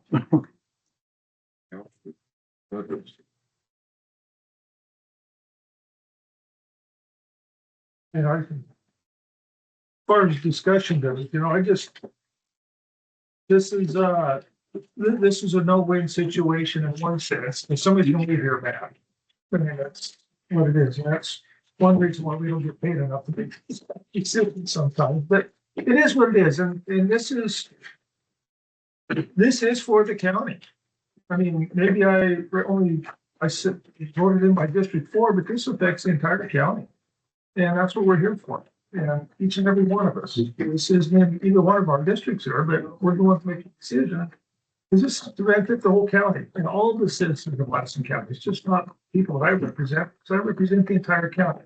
And that's how I look at it. You know, and I just want to say kudos to the people that appealed this. You guys' points and articulation and homework, it was just downright impressive. And you guys should be proud of yourself. You really should. You know, at the same time, you know, looking back there to the Ingrams, I mean, kudos for them for doing their homework. Look at it. They're going out and getting state-of-the-art recycling stuff. They've done a phenomenal job up there in Modoc County where they originally started. And they've made a beautiful business up there and really helped out Modoc County. They come down here because they're community minded. They were invited to come down. They've come down, they've opened up and got the ball rolling. And kudos to them. They figured it out. Like Todd said, they have figured it out how to make this work. We've had a lot of people who have failed and haven't done it. And so it is a win-win for the community. I mean, it's probably one of these places where it's going to be a NIMBY operation. You know, it's fine and great for Lassen County, but I don't want it in my backyard. I mean, so it's tough, and I think there are still some questions out there that was brought up and concerns. You know, I'm of the feeling, I think if you go through CEQA, I think it's going to create a lot less hard feelings, maybe. I mean, I don't know what Mr. Ingram's timeframe is, but it's not my decision based on that. I'm not going to make a decision based on timeframes. But anyway, that's just, I just want to give kudos to everybody that we are all in this together. So it's forced into us, but we're all in this together. We want to make this work for everybody. I know somebody's going to leave bad today, but you know, that's just part of life and part of nature. But I think everybody's on the same page, and even though somebody's going to be bad, I think we'd still be friends at the end of the day, and we can all work together because we got to move this forward one way or the other. Yeah, That's my 2 cents. okay, you have 2 cents worth. Jason? Oh, no, you asked a pretty important question. So I was going through, I couldn't give you a certain percentage of how many people live in Diamond Crest, but I was just taking a look at that. First off, there's not many people in this audience that I don't consider a friend. Aaron hit the nail on the head. He says, we make some tough decisions. It's probably the toughest one that I've had since I've been in office. I'm on my second time. I called Mr. Ingram when we needed a recycle center, and I pleaded with him to come to Lassen County because our stores were in a bind, a big bind. It was a personal bind with the people that own those stores. The Europeans at Idaho Market, they pleaded with me. Todd, I spent time with Todd at Susanville Supermarket. I went down to Grocery Outlet, talked to them. Darren said it all. We're not district supervisors, we're county supervisors. And it breaks my heart that we're going to make somebody mad today. But we have to look at the well-being of the entire county. And I did look at the addresses and stuff on your petition, and it kind of upset me when it's counted that somebody in Quincy signed a petition that affects Lassen County. I'll be honest with you, they don't have any business signing a petition that affects each one of you. It might be your cousin, it might be your uncle or whatever. That's different. But we put on some shoes and step up here and make decisions 3 days a month, sometimes 4. They're not always easy, and like I said, this is probably going to be the hardest one. I appreciate everyone's input. I believed every one of you. I sympathize with each one of you for your reasons. Leave it at that. So I guess you'll know when we vote. So, Jason, did you have anything to close with? I just want to echo both of what you guys are saying. That For the record, our paycheck shows $19.50 an hour. So I definitely sympathize with Supervisor. That's what we're in here. Mr. Bridges says. And also, I would love to have a project like this in my neck of the woods. That's why I wanted to hear more about the proposed phase 2 and everything that goes along with this. We do need a recycling center. I remember the bind that we had when Bigfoot kept opening and closing, opening and closing, opening and closing.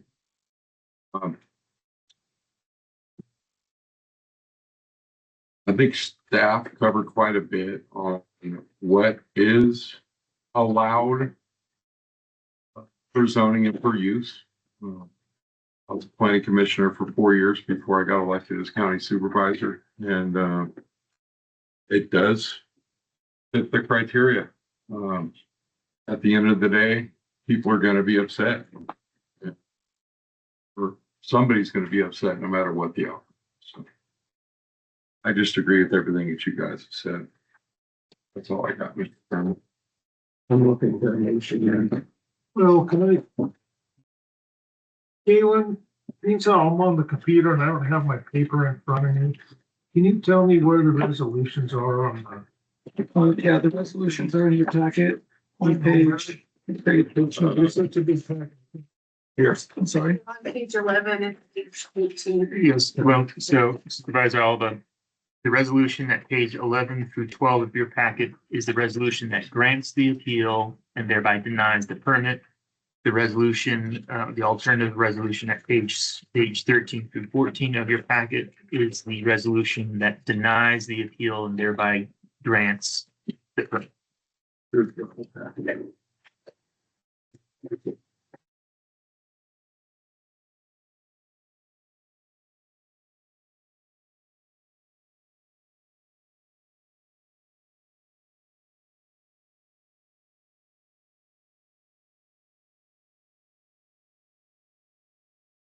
Those resolutions correlate to step 3 or step 4 on the action requested. One action or the other.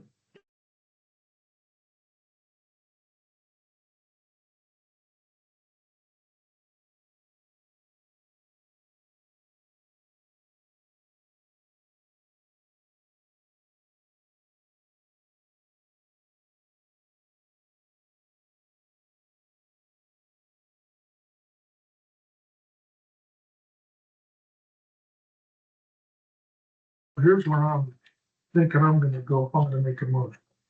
Okay. Don't have Mr. Council. Sure. And that is that I would like to see CEQA be done on this project. So if I would have liked that, I would like to have this, what would I do then? It would be to basically the planning commission resolution, which conditionally approved it, adopt the resolution approving the appeal. It would be, That's not one of the options, Bill. yeah, the option would be to basically essentially deny or grant the appeal, and with direction that the matter be sent back to the planning department and planning commission for further review. There's no actual prepared resolution for that in your packet. So if you want to formally adopt that resolution, we'd have to come back with a resolution for the board to do that at the next meeting.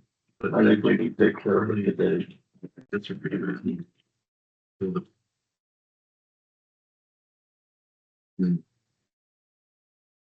With the solution.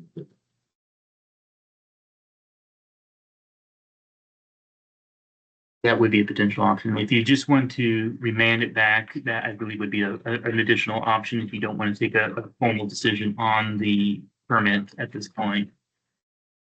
It'd be a motion to remand it to the planning department. There would be no resolution to accompany it. It would just be directions. That's what can the planning commission do? Well, the planning department can take an additional review for CEQA compliance and see if there's if this project actually does require further environmental review.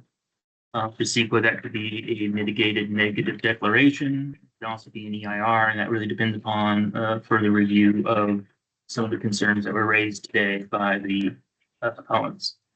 And would that also give the Ingrams the opportunity to amend it, if you needed an extra storage? Well, it depends upon what your direction to staff is. If your direction is limited to review the environmental impacts and if necessary, do the environmental review or add additional conditions to bring it in compliance with CEQA, that's the limited scope that you're providing.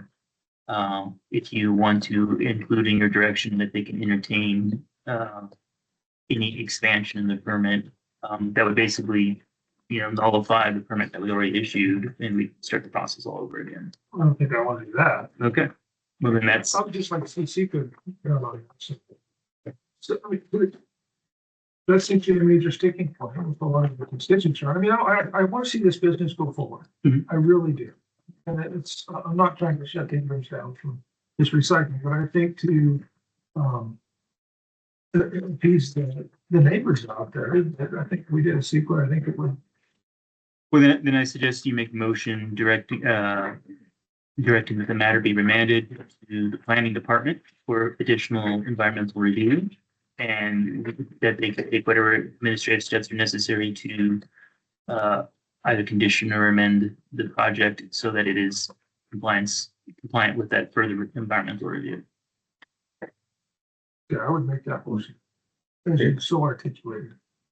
So I'm gonna need that back. What, if you want that in the minutes, I need that motion. Okay. So I move that we remand it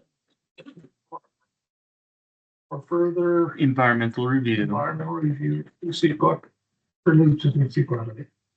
I would just, it's 6 of one, half dozen of the other. You're talking about either EIR or negative declaration. Negative declaration, yeah. Well, I would, yeah. Those are pretty much the options, but just make sure that they have the ability to do the proper environmental review. Okay. Whatever that might be. Yeah. And then that they can take whatever administrative steps necessary to process the project in conformance with that review.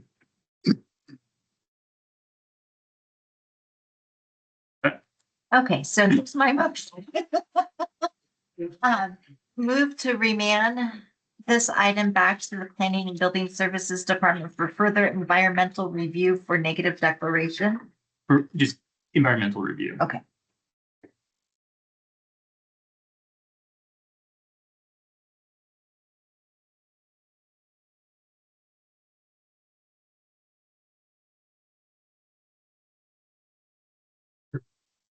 Period. I'm good. So we have a motion on the floor, pending a second. David, I have a question for staff.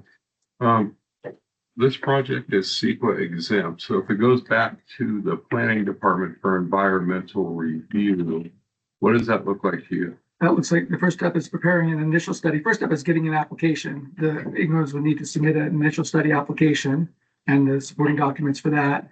And then we would prepare an initial study, and the initial based on the initial study, that would conclude whether it's a negative declaration, mitigated negative declaration, or an EIR. Okay.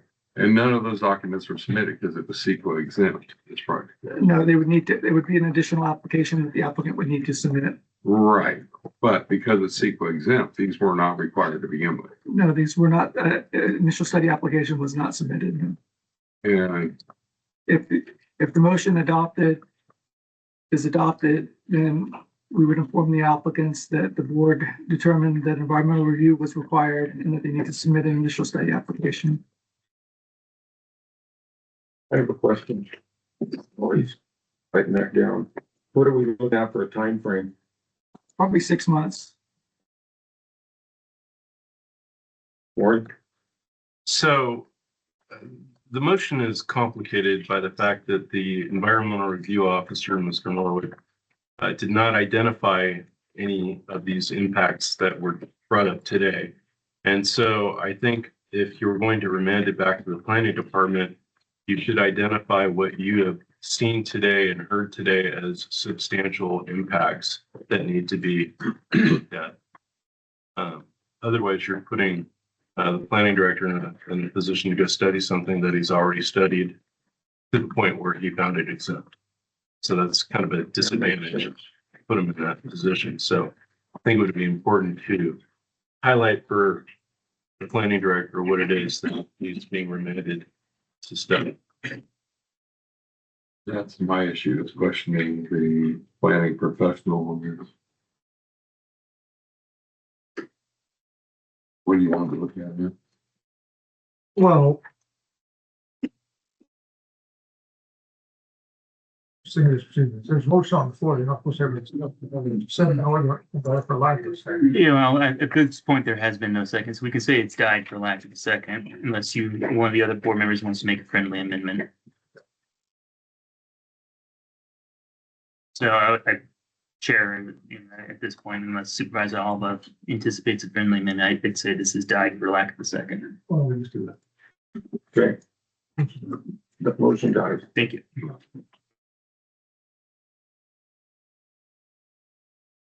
Saying no more stuff.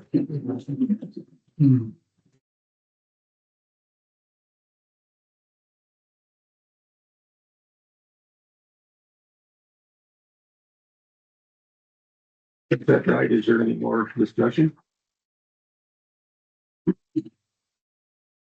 Well, like I said, I mean, the only thing I would like, I guess.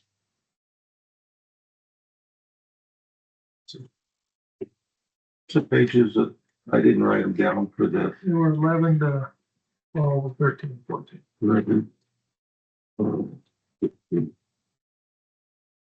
The 12 is the resolution that grants the appeal, denies the permit.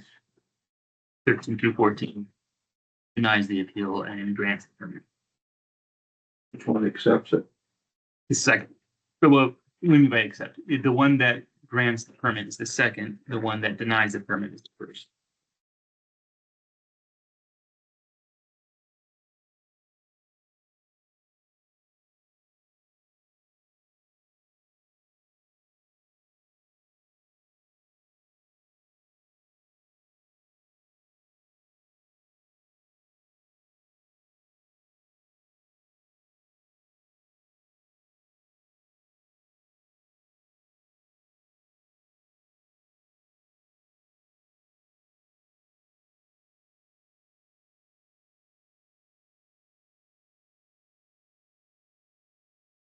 Well, one thing I would like to see studied, if we're gonna go back to this, is you have your noise, which was brought up by testimony by somebody saying, the forklift.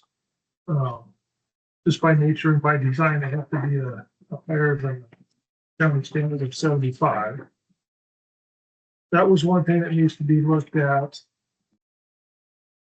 Yeah. Right there. I mean, if we were gonna go back. They're indoors too, though. That's the issue. Well, the semi truck's not gonna be indoors in the road, right?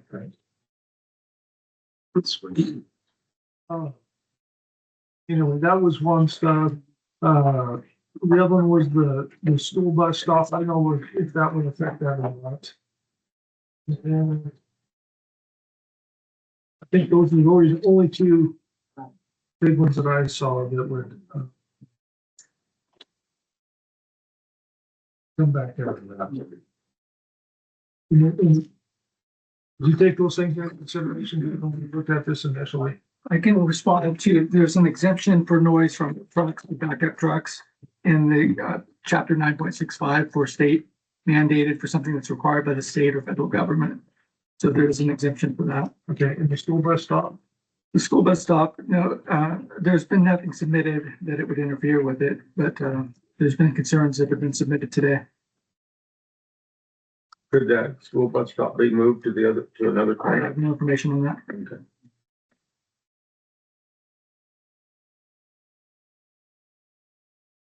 I think those were the two big ones, as I recall it. I'd have to go back through and see myself. But those are I'm sorry, Supervisor Albert, was the noise level and the impact to the school bus or your Yeah, the main school thing? bus stop with them.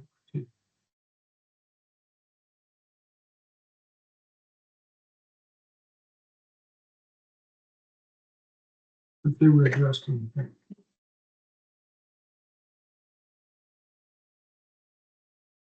Well, in that case, yeah, if the desire of the board is to remand this, perhaps the appropriate motion would be make a motion that there's a finding that there is a fair argument raised at this hearing of environmental issues that require further study by the planning department, specifically the issue of noise level and impacts to the school bus stop. We'll deal with address the noise thing. Yeah, so all we've got is the school bus. No, then that's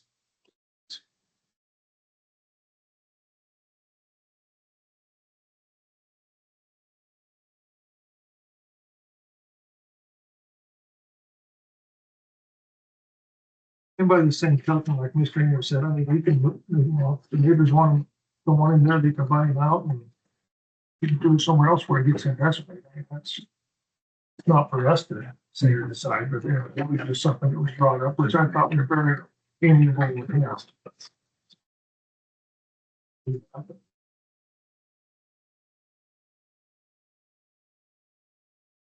Well, Mr. Chairman,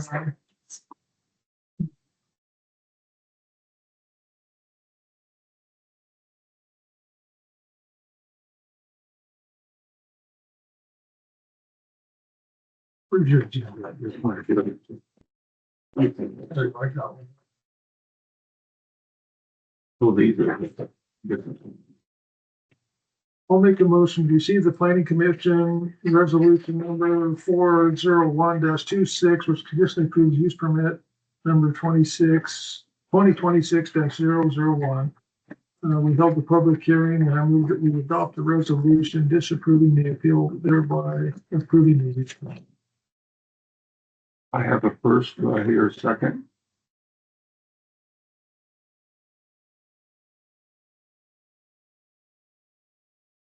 That was number 2.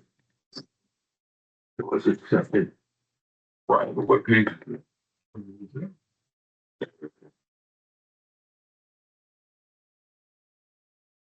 It's on page 13, 14.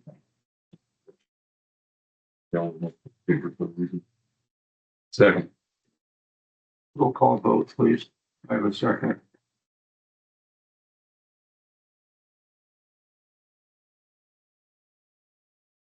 Supervisor Ingram, Aye. Supervisor Alba, Aye. Supervisor Bridges. Aye.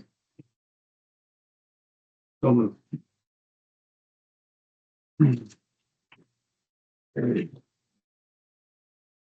Take a break. We're going to take a 5-minute break.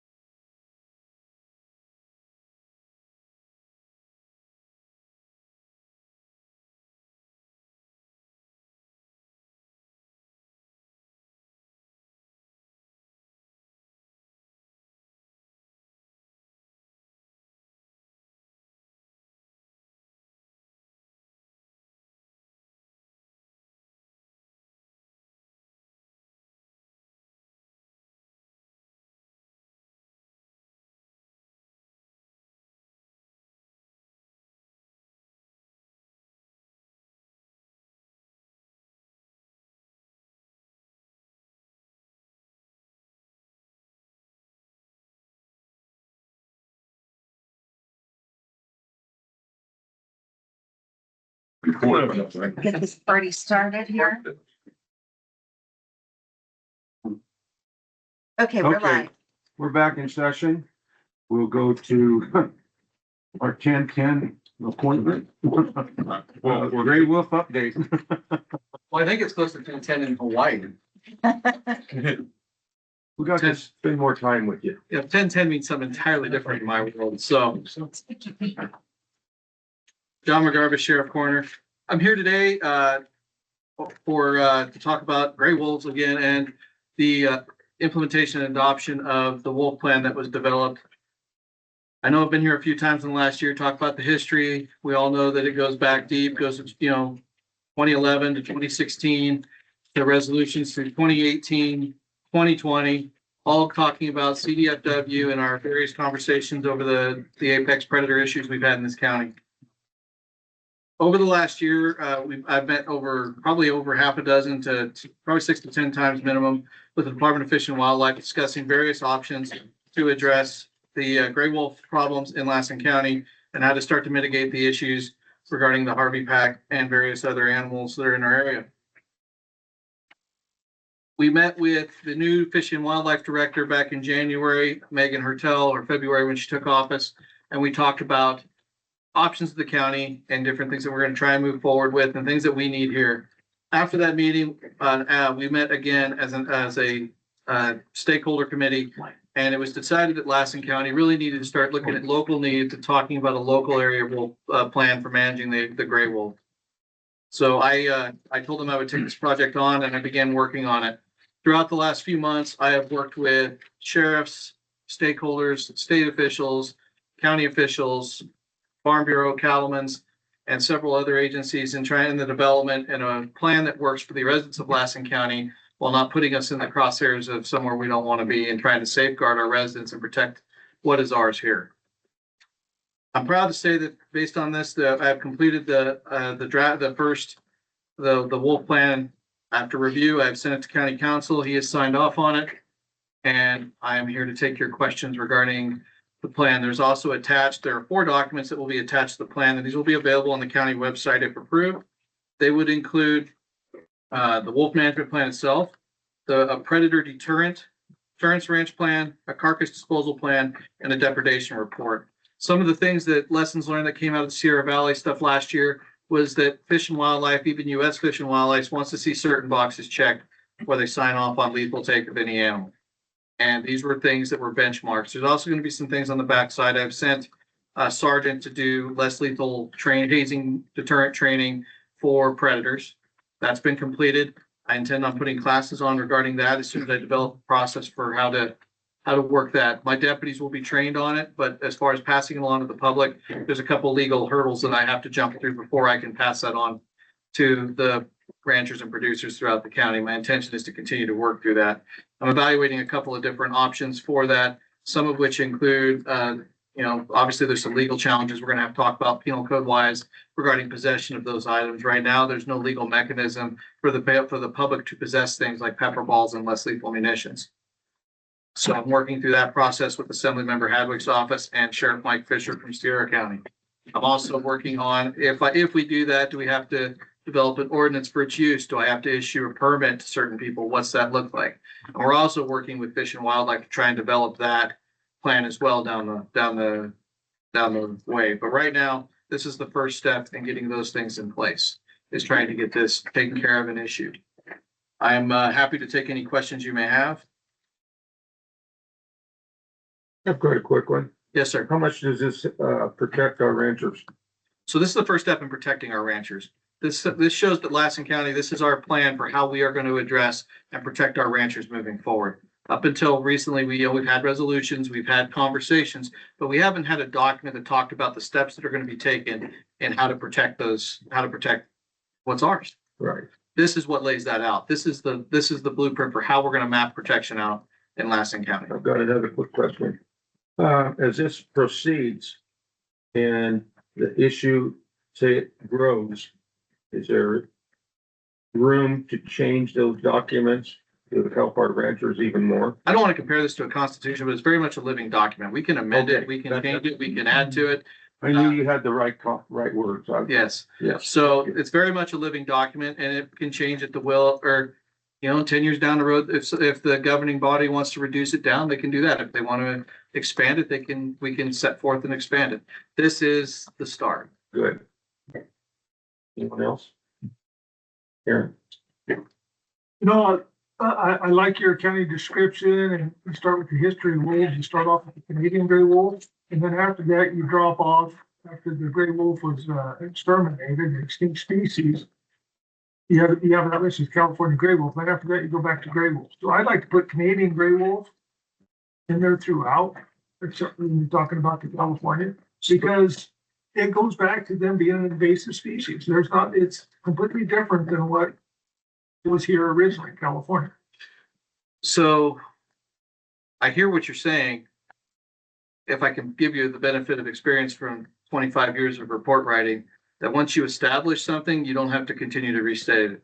So that'd be like, essentially would be like, if I'm talking about you in a police report, which of course that would never happen, but that would be like me describing you as Lassen County District 4 Supervisor Aaron Albaugh every time you're mentioned throughout the report. It takes away from the conciseness of the document and becomes wordy. Does that make sense? So that's why we tend to, so I've established at this point in the beginning of the document that we know this is an invasive species. This is the Canadian gray wolf. And I just shortened it to gray wolf for the purposes of brevity and conciseness. I see what you're saying. I just like to pound it out because everybody else in the world, they consider to be repopulating or regenerating or whatever. No, this is a completely different species. And so I like to hammer it home every chance I get. I mean, maybe so, but you got to educate. And this is, I look at it as being because this is going to be a template that other counties are going to use as this gray wolf keeps expanding. The Canadian gray wolf keeps expanding. And we got to have this differentiation because the Department of Fish and Predators, they sit there and they tell on how science-based they are and everything. These wolves are here today, or never the wolves were here before. Oh, I'm going to get no love letters from Fish and Wildlife over this document. I can tell you that right now. Oh, I know. I know that that's why we need to keep county council has already sat in on a couple meetings now with Fish and Wildlife, and I think he can attest to what we're dealing with definitely. Yes, I would say that there's no love lost between the state and the local officials. They are officious. Well, we'll just put it that way. Yeah, I mean, I can add that, but I felt like it becomes redundant at some point to keep saying it over and over again when I've established it early in the report, but I see what you're saying. Could we put those in red letters? You can put it however you guys want, I guess, but I'm just joking. Page 6, according to my computer, you have a typo. Again, the second full paragraph. What are you looking at, sir? Where it says concerns continue to escalate amongst the agricultural community. You go on to the next sentence, the gray wolf continues to prey. It should be with me. I see what you're talking about. Let's leave religion out of this, sir. We what? Let's leave religion out of this. Well, that's what I was trying to do. I'll find it and try to make the Page adjustment. 6, second paragraph, second sentence.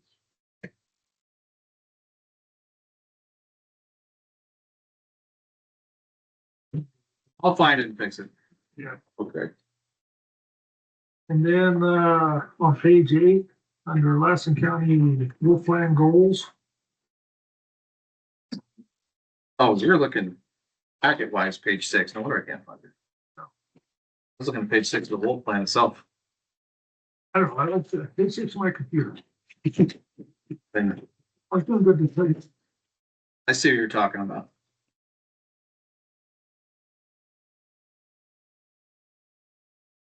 Go ahead, sir. If you go to page 8, this is under the Lassen County Wolfland goals. Top sentence, you have resurgence. I put resurgence / repopulate because that's the keyword they like to use too, repopulated. Yeah, I feel like that's a distinction without a difference, but I get where you're coming from, but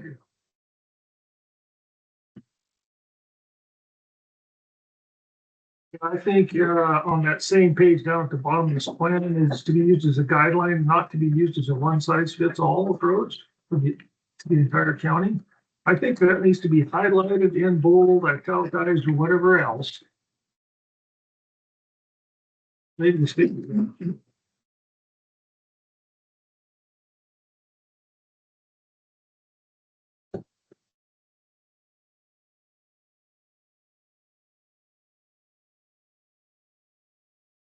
Let's go down to page 11.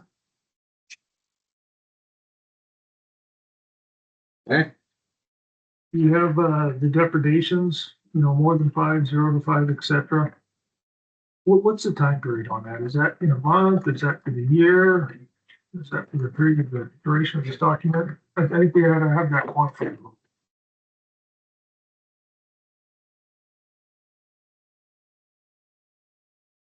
You following? That's this calendar year. No, no. Right there. Depredations. Right, the title. Okay. That'll work then. You did clarify. Okay, good job. Oh. You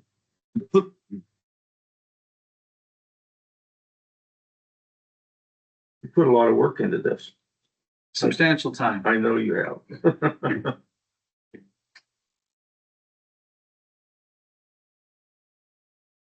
Then I got some other discussion on this other stuff later on, if somebody else has stuff they want to talk about.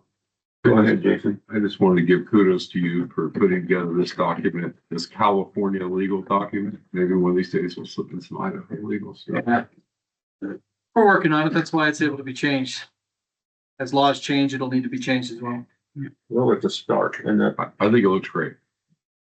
what we needed was that start. But you gotta start somewhere, and this was one of those things that we knew we had to, really, we have to draft something that fits for our citizens, not, not for the state. Yeah. Either one of you guys have a question? Oh, yeah. No. Okay. I got a couple of. Okay, go ahead. So as far as your deterrence, putting those up, these are the state's animals, and it's coming back to the livestock producers. They have to pay to put the deterrence up, maintain it, et cetera. That's not fair. It's been burden on them. There's somewhere in there where you can. So under the Predator Deterrence Ranch Plan, I already said it is in here, please include any costs that you've incurred to implement regarding mitigation measures. It's a start to being able to seek out reimbursement as establishing costs. So I know that the Calvin and the Flag and the Farm Bureau flagged that. And instead of going through and added it for each one, I put a general direction at the top to add your costs in for everything. It's the only way we're gonna be able to establish that how the true fiscal impact that the producers are suffering is by putting some kind of amount on it. How much is it costing you, per time, per year, total cost. So. And are you gonna submit those to those costs and time wise to the state to get reimbursement? Yeah, I love sending stuff to the state. It makes my day. So I'm absolutely gonna send them up, or individual. We're gonna be the repository for these documents. So as these come in, then yes, but the costs are gonna change year to year. I'm not expecting you guys to fill this out every single year. Sure. But I have to have something on file. Okay. That way, when the day comes that I can say it's time to take out this problem wolf, then I can show, I have it on file saying these are the costs that they've already incurred, not counting things. And obviously as things change and they're updated or mitigation changes, or you guys add or subtract things, I would hope that you guys would send me the updated amounts. That way I can keep a current file. Okay. The other thing that brings up a little bit of concern to me is livestock should be checked daily for injuries, signs of predatory interaction, and carcasses must be released immediately. That's going to be pretty hard to do on some places, because for me, as an example, where I have lease pasture, quite a ways away from home, I can't be out there every day. I can't go out and look at it every day. When I go up on the public lands to turn out and force there's a deal, I can't be out there every day, and there's no way I can cover all that ground. Well, I believe that's why it says should and not shall. Okay, but are you putting me at a disadvantage then if I don't do it? No, Is the state going to see that? it's just a recommendation. If I use the word shall, it becomes a directive. And at least in my world, that's the difference between should and shall. Should is it's a recommended practice as long as, you should be if you can make a good faith attempt to do those things. Obviously, there's no way that all of you could cover all of the ground that you have. But, I know that you guys are out checking these things anyway. All I'm doing is putting in words what you're already doing. Okay. You're making your best efforts to do those things. If I change it to the word shall, which is what the state would want, then we're talking about imposing something that you guys there's no way you could keep up with. Perhaps using like on a regular basis for state. Okay. Regular basis would make it like, you're doing it, but. That'd make me feel better. I like that. Okay. Thank you. Now when you go to carcass removal.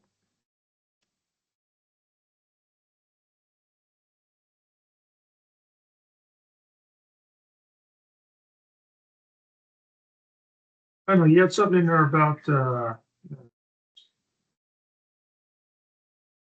wrap them in plastic. I got a dead 1,000-pound cow. There's no way in hell I'm gonna do that for a plastic. I mean, it's on hands and maybe I'm tough enough. They can probably do it. Well, I can tell you, I'm not gonna come out and check if you're wrapped in plastic.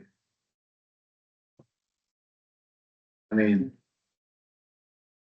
these are just recommendations. None of these are requirements. It's not a law. No. And then the other thing that, they passed the AB 1411, I think it was, for the composting. I don't see anything in here about the composting. I know that they don't have the rules and regulations for it yet, but I think there ought to be. Which is why it's not in there. Because I have nothing to cite. I tried to put all of this in here based on things that are that I can go back and that people can reference and see where I got them from. If there's not something I can go back and reference, then all I'm doing is putting something out there that's undefendable. Yeah, if that's a law, there are any rules. That's the problem. Yeah, I know. So that's why it's not there. Yes, I know the composting is out there, but that's why it's not included yet. When they get something, I'm gonna add it. Okay. That's why it's a living document. Yes, sir. Now, what do you mean a pit width is wide enough for a full livestock body without crowding? Where are you at, sir? Under variable requirements.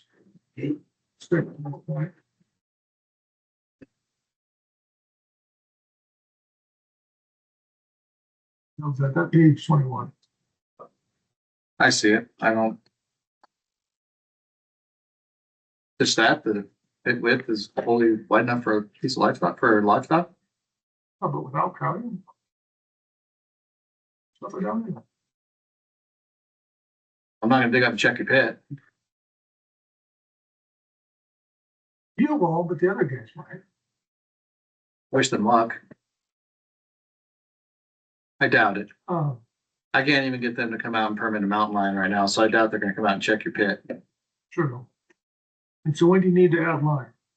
You said you can apply additional soil or line. Just that you can. Okay. All right. I gotta ask this to somebody else who's smarter than me. Is it legal to bury a dead animal carcass? I didn't think you were supposed to do that. Oh, I'm smarter? Uh-huh.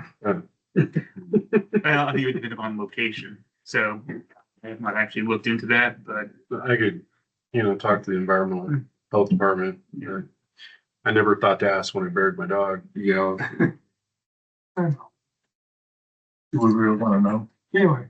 It wasn't a $1,200 either. It seems like some months now, years, this has been going on so long that I thought you could not do that. That's what I was saying. Yeah, with large animals, not dogs. Well, I know plenty of people that bury their horses, so Yeah. I would call that a large animal. As a matter of fact, that's an option at the landfill. I just found out last week. So it must be legal. Okay, the Deputy County Administrative Officer, when we had the botulism outbreak, Fish and Game both buried them and burned them, what I understand. So I don't know if they're like exempt because they were trying to get rid of an infestation, but they did bury and burn. Infants. Well, I know you from Bergen. I think the rubber plastic will cause, pollution. Yeah. I'm sure they could find another, so. Right. I do believe that the rules state that it has to do with location. I'm sorry, I need you to stand and state your name for the record. Come on up. Taylor Hagata, local cattle producer. Just a clarification, I do believe that the rules about burying livestock has to do with location of wells, water sources, stuff like that, I believe is the technical rules. I think that's where the hangup is. Where the groundwater, where nitrates could bleed into the groundwater or like a river or stream or something like that. Sorry, Sheriff. No, you're good. Well, and so for just a quick Google search, Cal EPA does have a page for disposal of large animals. On-site burial is referenced as a least desirable alternative, but they do reference, consideration to water sources, as the citizens pointed out. They recommend or do not bury animals within 100 feet of a well, a water source. So it's an option. It may not be the preferred option, but it's not. Sounds like the septic distance away type of story. Well, Common sense. And those are only comments I think I have. Anyone else? Beat this dead horse. What's that? We beat this dead horse enough. Yeah. Looking for a motion. I make a motion to, adopt the Lassen County Wolf Management Plan, for use by residents of Lassen County. second. I have a first by Mike and a second by Jason. Those in favor? Discussion. Oh, okay, discussion, I'm sorry. If this is passed, Mr. McGarvey, you can send this on to the state? So Oh, yeah. They know what we're gonna be doing? Oh, yeah. Excellent. And, how are we gonna disseminate this out to the public? I am going to post it, both online. I will send it out to the media and then obviously through social media as well. Then there will be places where they can access it. They'll be able to get the forms at the sheriff's office as well. And my animal control officer will have them available to her as she's addressing some of these issues. Is that gonna be on the county website too, by any chance? Most definitely. How much are the pepper balls? We can talk about that not in a public forum. Okay. And then you'll bring these when you're doing your public forums, you'll. Yes. Good job. Any other questions, discussion? I know there were some people that wanted to talk, so. Okay. Any comment from the public? State your name, please. Yeah. Taylor Hagata, local cattle producer. First off, I just want to thank Sheriff McGarva for all the work he's putting into this. It's a lot of time out of his day. Wish he didn't have to do it. Although this plan is not ideal, what we would, I'm sure not what the sheriff or myself would pick in, a perfect world. It's the right step for us to start documenting the issues that are happening, putting, numbers to the issue, putting a cost value to it. I wouldn't get too hung up on any of the details in it. Sheriff gave us plenty of time to go over this. He met with producers and gave us time to go through it. A lot of the questions you guys asked were the same questions we had. I can say that personally, I feel very comfortable with this. I think that the most important thing is to keep moving quickly on this. The sooner that we can adopt it, the sooner we can start keeping track. The sooner we start keeping track, the sooner we can start, quantifying the issue with the state. So, thank you. Thank you. Anyone else? Wyatt Hanson. Same thing I'd like to echo. Thank you, Sheriff McGarva, for helping put this together. And I do think that what Taylor said is also important in realizing that it's going to be a living document. And a lot of these things are going to change, and hopefully they do change. Hopefully they get better.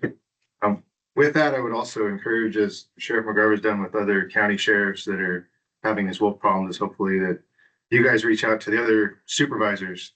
And I'm sure that some of them already do have wolf plans, and I can say specifically what's on there and everything else, but let's try to keep it, coordinated effort. the northeast corner of the state here, because God knows we need help, so thank you. Thank you. Is there anyone else from the public? I'll bring it back up to Aaron. So if this passed today, John, could you, work with the administration and get a copy of this and get it sent to CSAC and RCRC? So they can help, you know, just put paper shit. We all gotta work in this together, really. Yes, no problem at all. Anyway, yeah, it goes. I've think- already talked with some other counties. They're, even all the way down to Calaveras. They're interested in seeing what we did today up here. They're aware of that this was coming up, so I know that other counties definitely have an interest in what we're doing here. Yeah, we gotta start somewhere. Yeah.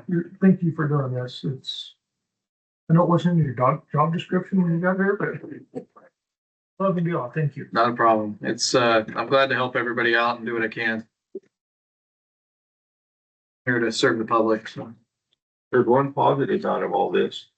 You've got another thing to put on your resume about being a wolf expert. Coming one quicker than I thought. Yeah, anyways. Yes. Yes. Yeah. Okay, can we, those, we've got a first and a second. Those in favor? Aye. Opposed? So moved. Thank you, Don. Thank you. Good day. Okay, anything from? Just real quick, I don't have much to report. I do want to note that the courthouse was having an issue with the chimney. I think it was due to the earthquakes that we had, and a couple of those 200-pounder bricks that make up most of the courthouse. Several had fallen, and one was kind of just hanging there waiting to fall. And so I want to thank JD at Public Works and Matt Schwartz and Matt May for going up there, fixing the problem, putting a lid on the chimney and stabilizing it. That's good job by them. But otherwise, I need food. Yeah. We just got done making that thing real quick for this time. Yeah, they must have forgot about the chimney. I don't know. Actually, you know, on that note, there is a bit of what looks to be cosmetic damage in the boardroom from the earthquake, where plaster and paint shook off, and so it looks to be cosmetic though, and not major damage. But With that, there's nothing else. We're adjourned.